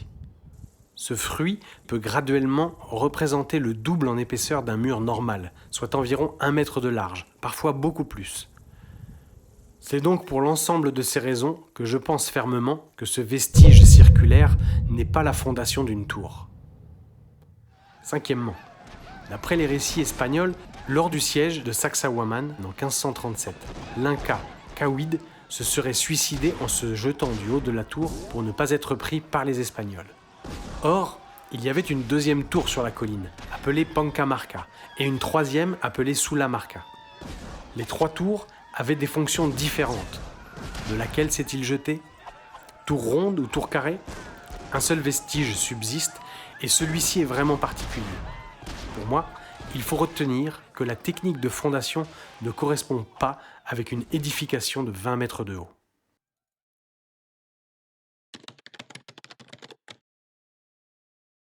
On trouve de nombreuses représentations sous forme de temples, sculptures, gravures ou bijoux de forme circulaire, notamment chez les Mayas ou Aztèques, officiellement reconnus comme calendrier lunaire ou solaire. C'est le cas pour Stone Age, ou le calendrier celtique. La mesure du temps et des saisons était impérative pour déterminer, avec l'expérience des anciens ou des chamans, le moment le plus propice de l'année pour réaliser les plantations. Je préfère donc la version trouvée sur le net d'un certain Pierre Kerhervé, Coco-Magnanville. En résumé, l'année était divisée en 12 parties, à partir des nouvelles lunes, ce qui correspond bien à la synoptique des 12 rayons. La culture inca aurait changé ce mode de calcul pour adopter un comptage solaire. D'autres chercheurs ont proposé un calendrier sidéral lunaire en rapport avec les Pléiades. 12 huacas, sites cérémoniels sacrés, seraient placés autour de Cuzco. En tout cas, quel que soit l'astre choisi, le comptage des jours était fidèle à nos calculs actuels. Les rayons manquants ont peut-être une signification. Enfin, je dirais pour ma part que la forteresse de Sacsayhuamán est vraiment unique et spécifique sur bien des points pour protéger une structure vitale, un calendrier, le précieux.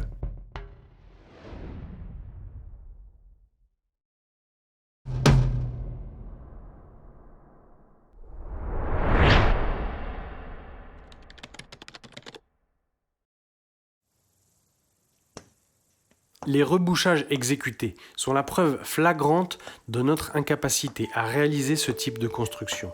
Bien que nous ayons maintenant les moyens techniques et le matériau sous la main, si l'on peut dire. Évidemment, c'est peut-être une question de choix archéologique. Mais est-ce le bon choix ?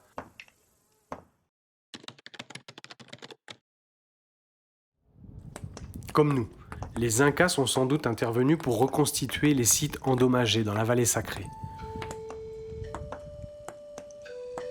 Malheureusement, à Sacsayhuamán, les images parlent d'elles-mêmes.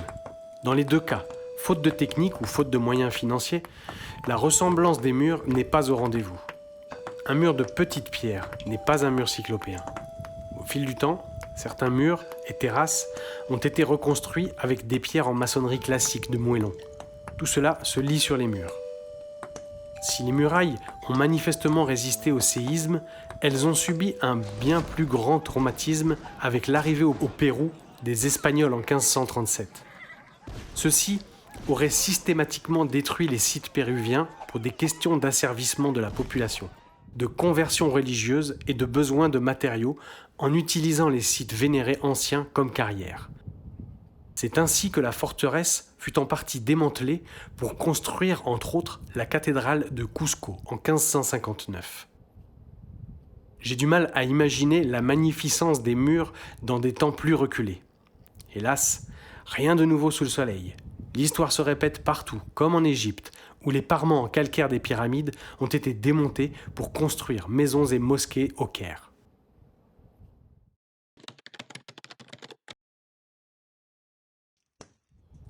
Je reconnais hélas le coût exorbitant que pourrait coûter la découpe numérique, la taille et la mise en place d'un seul bloc manquant en pierre. À faire des travaux de reconstruction sur la muraille originale, j'aurais personnellement opté, faute de mieux, pour la réalisation de blocs de pierre reconstitués, coulés en place. Les industriels de la chose sauraient établir la formulation.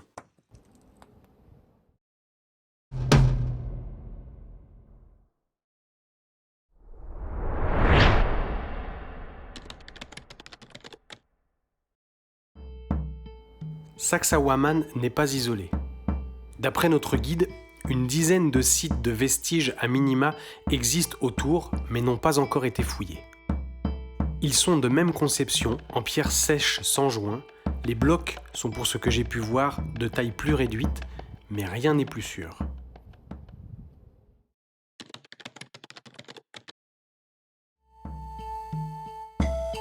Le site de Cuenco est pour moi avant tout une carrière et une zone de stockage. Un imbroglio de roches-mères et de blocs énormes qui ont été coupés, déplacés et soigneusement entreposés sur la zone, sur le même principe que ce que nous avons vu à Sacsayhuaman, dans le chapitre Zone de stockage. La correspondance ne s'arrête pas là, car bizarrement, on retrouve le même type de muret en demi-cercle inachevé qui vient souligner l'entrée du site. À croire que la pierre, matière première, était vénérée. Les réservations en niche semblent être des places assises pour un cérémonial. L'idée du culte de la pierre me taraude l'esprit. Notre guide nous indique la présence des restes d'un monolithe, jonché sur un piédestal, représentant un puma. Le puma figure au panthéon des dieux incas. Celui-ci aurait été détruit par les Espagnols qui voulaient absolument convertir les autochtones à la chrétienté. Les Espagnols ont systématiquement détruit les anciennes idoles. Ce site recèle de multiples extractions de dimensions conséquentes, laissant un mystérieux bourrelet périphérique. Une galerie souterraine, sans doute formée par l'empilement d'énormes blocs, ajoute du piment à la visite. Comme la zone de stockage de Sacsayhuaman, on constate à Cuenco la proximité des prélèvements, ce qui interdit logiquement toute manœuvre de travail. J'en conclus que ces blocs vraiment monstrueux ont encore une fois été bougés après extraction. Comme vous pouvez aussi voir sur les images, l'aspect de surface de la colline n'est pas classique du tout. Outre les quelques traces de prélèvement, l'ensemble des rochers semble avoir été dissous ou ramollis, sans pour autant avoir été chauffés. Des trous, des bosses, des entailles ou alcôves apparaissent un peu partout, telle une surface de gruyère.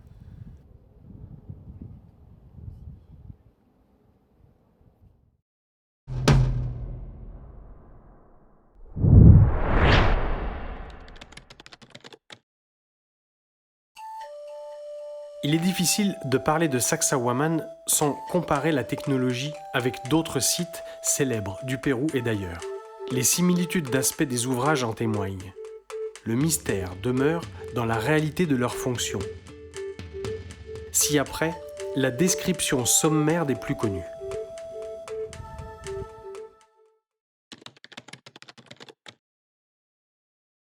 Inutile de présenter ce lieu isolé mondialement connu. Contrairement à Sacsayhuaman, les constructions de Machu Picchu démontrent plus explicitement les différents types de constructions et par là même le réemploi des lieux par des civilisations successives. Pour les ouvrages mégalithiques les plus anciens, j'ai identifié entre autres le temple, l'observatoire, 2 zones de stockage de pierres, l'impressionnante enceinte principale avec son fossé, sans oublier les captages d'eau. Pour les ouvrages plus récents, on trouve un petit village organisé en maison de pierre classique avec ses ruelles, ses escaliers et ses terrasses de culture.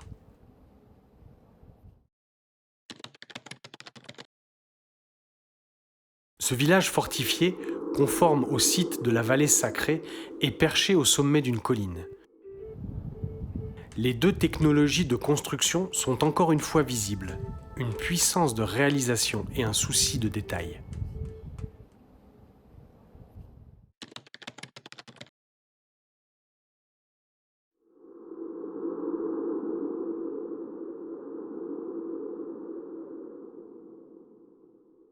Outre les maçonneries en moellon classiques, les Incas utilisaient principalement des briques en adobe.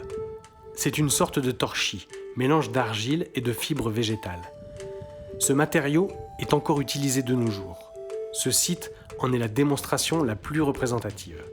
Les murs en pierre taillés en partie basse sont clairement les vestiges d'anciens murs plus hauts. Ceux-ci ont probablement subi, comme ailleurs, un cataclysme destructeur. Les lieux ont été réutilisés et de nouveaux murs ont été édifiés sur les anciens avec un autre matériau. Malgré la fragilité apparente des briques, la hauteur de reconstruction des murs et leur résistance imposent le respect.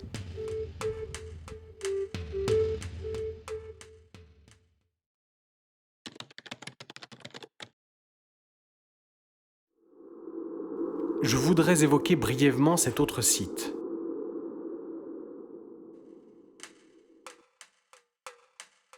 Ce n'est pas un bâtiment, mais un système de captage hydraulique qui présente aussi une technique antisismique.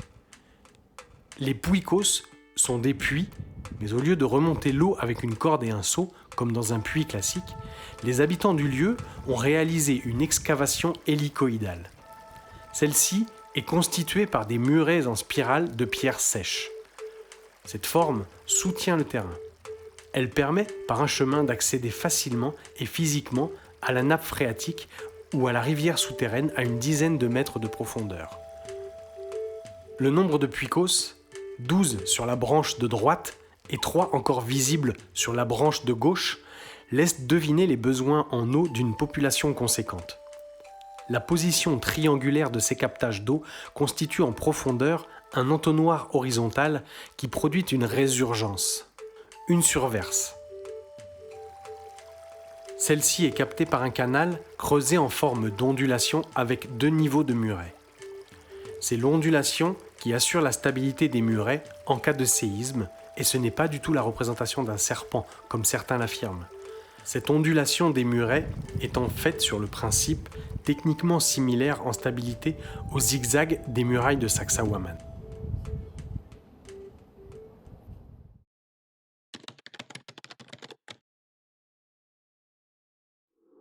J'en ai parlé dans les chapitres précédents, car ce site est une pépite technologique dans l'art de tailler la pierre. Vous pouvez voir encore une fois clairement la différence. Le high-tech pierre sur la partie gauche de la colline.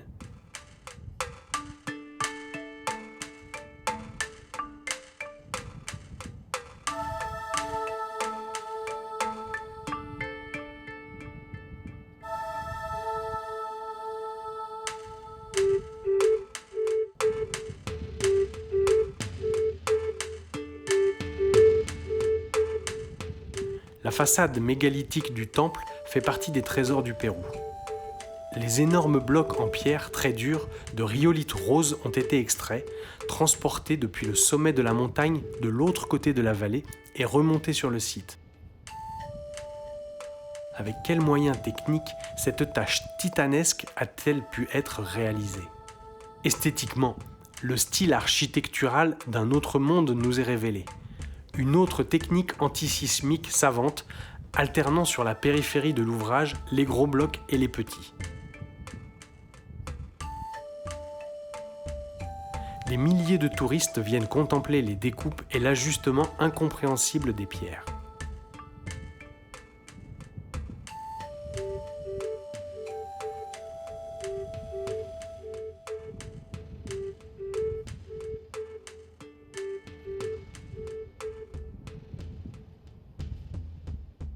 Sur le versant droit, pour la construction des terrasses d'agriculture, la maçonnerie est plus classique et probablement plus récente.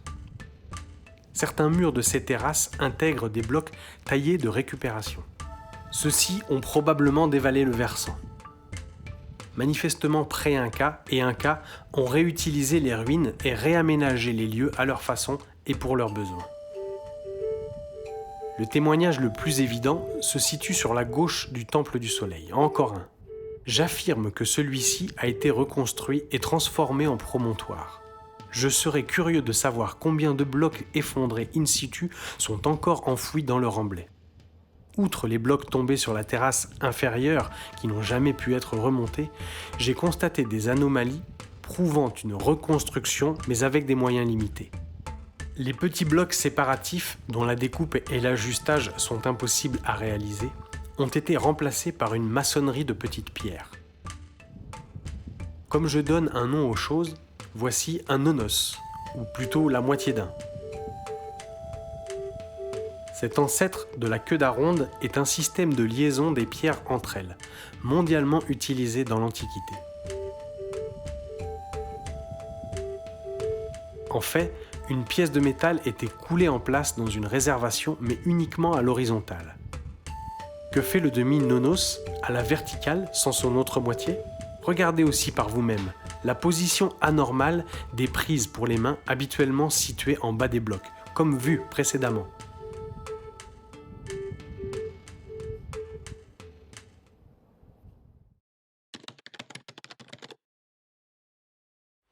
Totalement isolée au milieu du Pacifique, à 3763 km des côtes d'Amérique du Sud, elle appartient au Chili. Son nom autochtone est Rapa Nui. Je passerai sur les versions de traduction étymologique pour parler d'une petite particularité. Des murs trouvés sur place, appelés ahu, constituent les soubassements supportant les moaïs. Le style de mur de Ahutaira à Vinapu et Ahutepe est vraiment techniquement similaire aux murs mégalithiques de Cusco et Sacsayhuamán. Il y a donc forcément un lien. Des hypothèses scientifiques récentes, avec de très beaux documentaires à l'appui, contredisent au passage la théorie de l'effondrement social et écologique des habitants de l'île. Ce détail ne change rien sur l'idée générale qui tendrait à prouver une colonisation de l'île par des marins polynésiens dans le sens ouest-est, Asie, Amérique, à travers le Pacifique.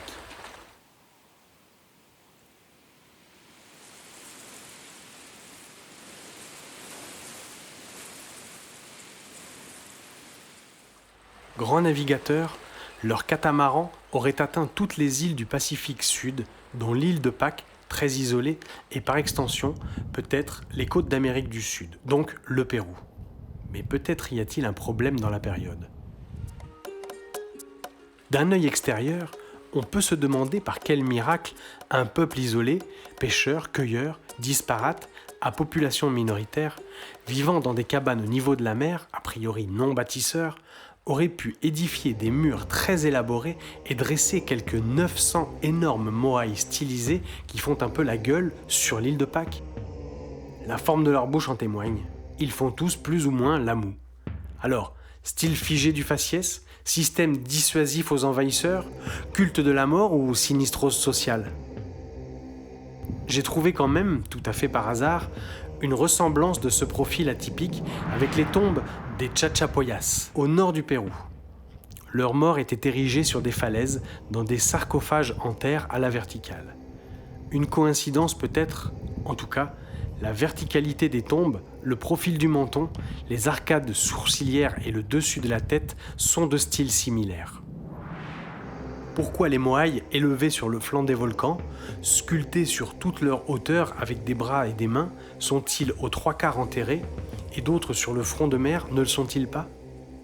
La raison serait un rituel d'ensevelissement. J'aurais plutôt opté pour un lessivage rapide des flancs du volcan lié à la déforestation ayant entraîné les terres. 250 jours de pluie par an sur l'île, ce n'est pas rien. Pourquoi les descendants polynésiens se seraient mis à extraire, travailler le tuf avec précision et manipuler des statues de 80 tonnes au lieu de construire des habitations un peu plus pérennes que les huttes surbaissées découvertes en 1722 par les colons?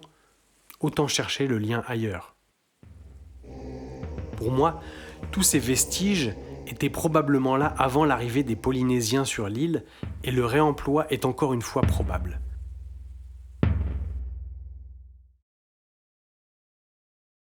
Mes recherches me font tomber sur la théorie de l'historien péruvien José Antonio del Busto d'Uturburu. Selon lui, les écrits espagnols indiquent que le site de Vinapú aurait été construit sur l'île par l'Inca Tupac Yupanqui. Avec une colonisation dans le sens est-ouest, la présence de ces murs s'expliquerait sur l'île de Pâques. Une légende orale similaire existe sur d'autres îles du Pacifique Sud, racontant l'arrivée d'un roi ou d'un dieu venu de l'Est appelé Tupa. Mais alors, à qui attribuer réellement la construction des Moaïs et de ces quelques mètres de murs énigmatiques? À des individus aux grandes oreilles?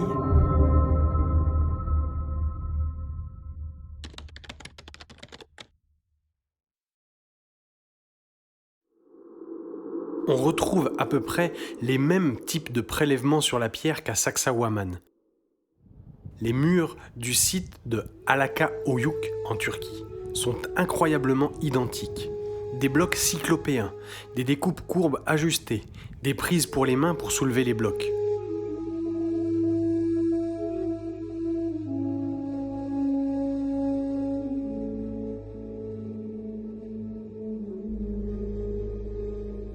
Les murs concernés, au niveau de l'entrée de la ville, avec les 2 sphinx sont encore debout.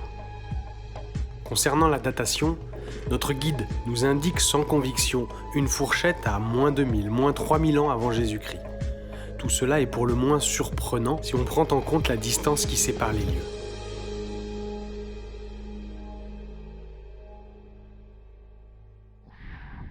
Pour ma part, ces capacités technologiques intercontinentales sont beaucoup plus anciennes ou éventuellement parallèles à l'évolution de notre race. Dans le monde entier, de nombreux sites sont similaires, non pas par le style, mais par le poids et le niveau atteint sur la maîtrise du travail de la pierre.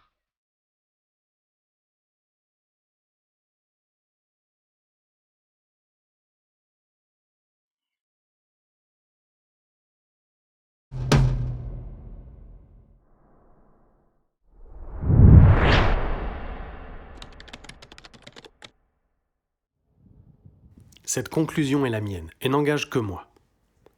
J'ai essayé d'analyser, avec ma propre logique, plusieurs hypothèses. Par manque de connaissances, peut-être suis-je passé à côté de quelque chose, peut-être l'explication de la construction de Sacsayhuaman est-elle plus simple. Des milliers d'ouvriers qui martèlent la pierre durant des années, un travail qui arrive à produire un tel chef-d'œuvre. Franchement, je ne le pense pas, car la constatation de petits détails laisse transpirer une impression de facilité. C'est la même couleuvre qu'on veut nous faire avaler sur la construction des pyramides de Gizeh et bien d'autres sites dans le monde dont l'origine de la construction et la fonction ne sont pas bien définies.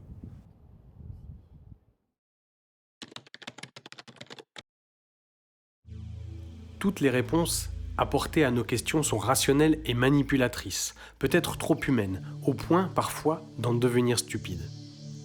Pour m'être intéressé à divers sujets, je peux dire que j'ai l'impression qu'on en sait plus sur les dinosaures que sur notre propre histoire, pourtant beaucoup plus récente. Est-ce le hasard ou manque-t-il une pièce dans l'enchevêtrement complexe des derniers 20 000 ans ? Devons-nous mettre de côté une partie de notre intellect et notre propre capacité de jugement pour adopter des théories et des doctrines comme définitivement exactes ? Chaque fois, les nouvelles hypothèses, les nouvelles découvertes d'artefacts viennent remettre en question les affirmations précédentes.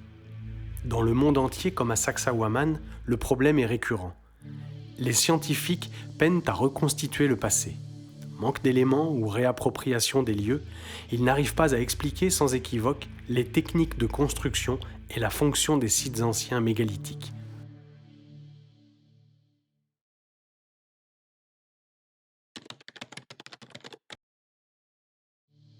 Personnellement, je pense que par son style et sa position géographique, Sacsayhuaman illustre bien les vestiges d'une civilisation antérieure inconnue.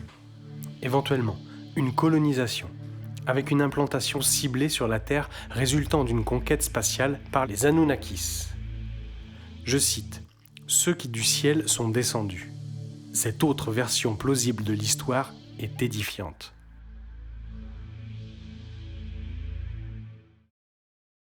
D'autre part, pour avoir une idée générale de notre passé, vous pouvez regarder du côté de notre avancée génétique, du côté des écrits cunéiformes sumériens, des textes d'origine de nos religions, pas des interprétations ultérieures. Mettez dans la balance la dernière glaciation et les phases cataclysmiques de la déglaciation.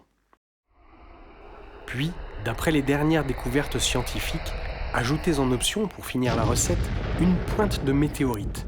Et vous constaterez que l'histoire de la vie et de la mort sur Terre est directement liée à l'histoire cosmique ou tellurique de la planète. Je le dis ici, l'irrationnel et l'impensable existent aussi. C'est juste une question de temps, de science et d'évolution.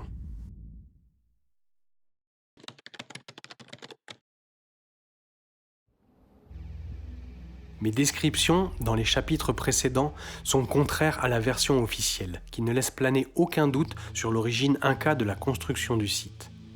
Par contre, si l'on accepte l'idée de l'existence qu'une ancienne civilisation soit à l'origine de Sacsayhuaman, vous comprendrez que j'ai logiquement cherché une cause à la disparition de celle-ci dans les événements cataclysmiques majeurs passés de notre planète.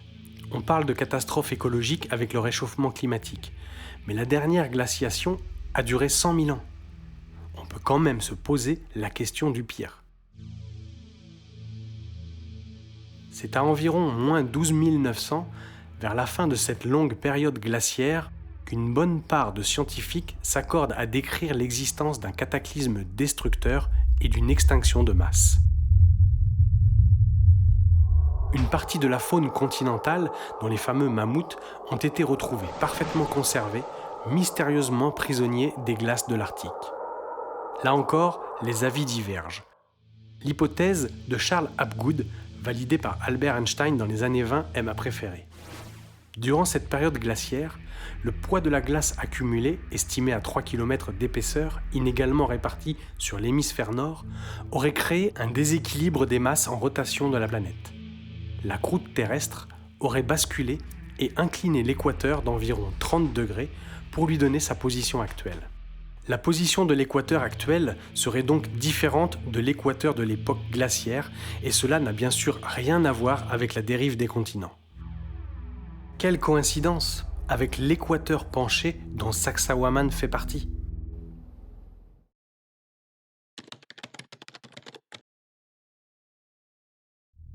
Je le sais, d'autres l'ont déjà dit avant moi. Un cataclysme à l'échelle planétaire aurait-il projeté les constructeurs de cette forteresse dans le néant et du même coup leur savoir? La civilisation inconnue ou l'option visiteur? Dans les deux cas, que fait-on à ce moment-là de nos hommes préhistoriques? Où les placer dans les cases de l'évolution? Nos méthodes de datation sont-elles fiables? Sommes-nous issus d'un croisement génétique? Qui étaient ces gens au crâne allongé pour qu'on les trouve sur toute la planète?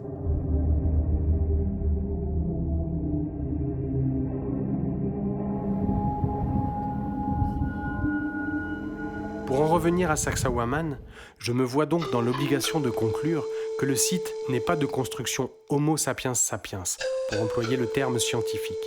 Il a existé sans doute avant nous, ou avec nous, une civilisation avancée d'individus plus grands qui auraient disparu. Mais ceci est une autre histoire.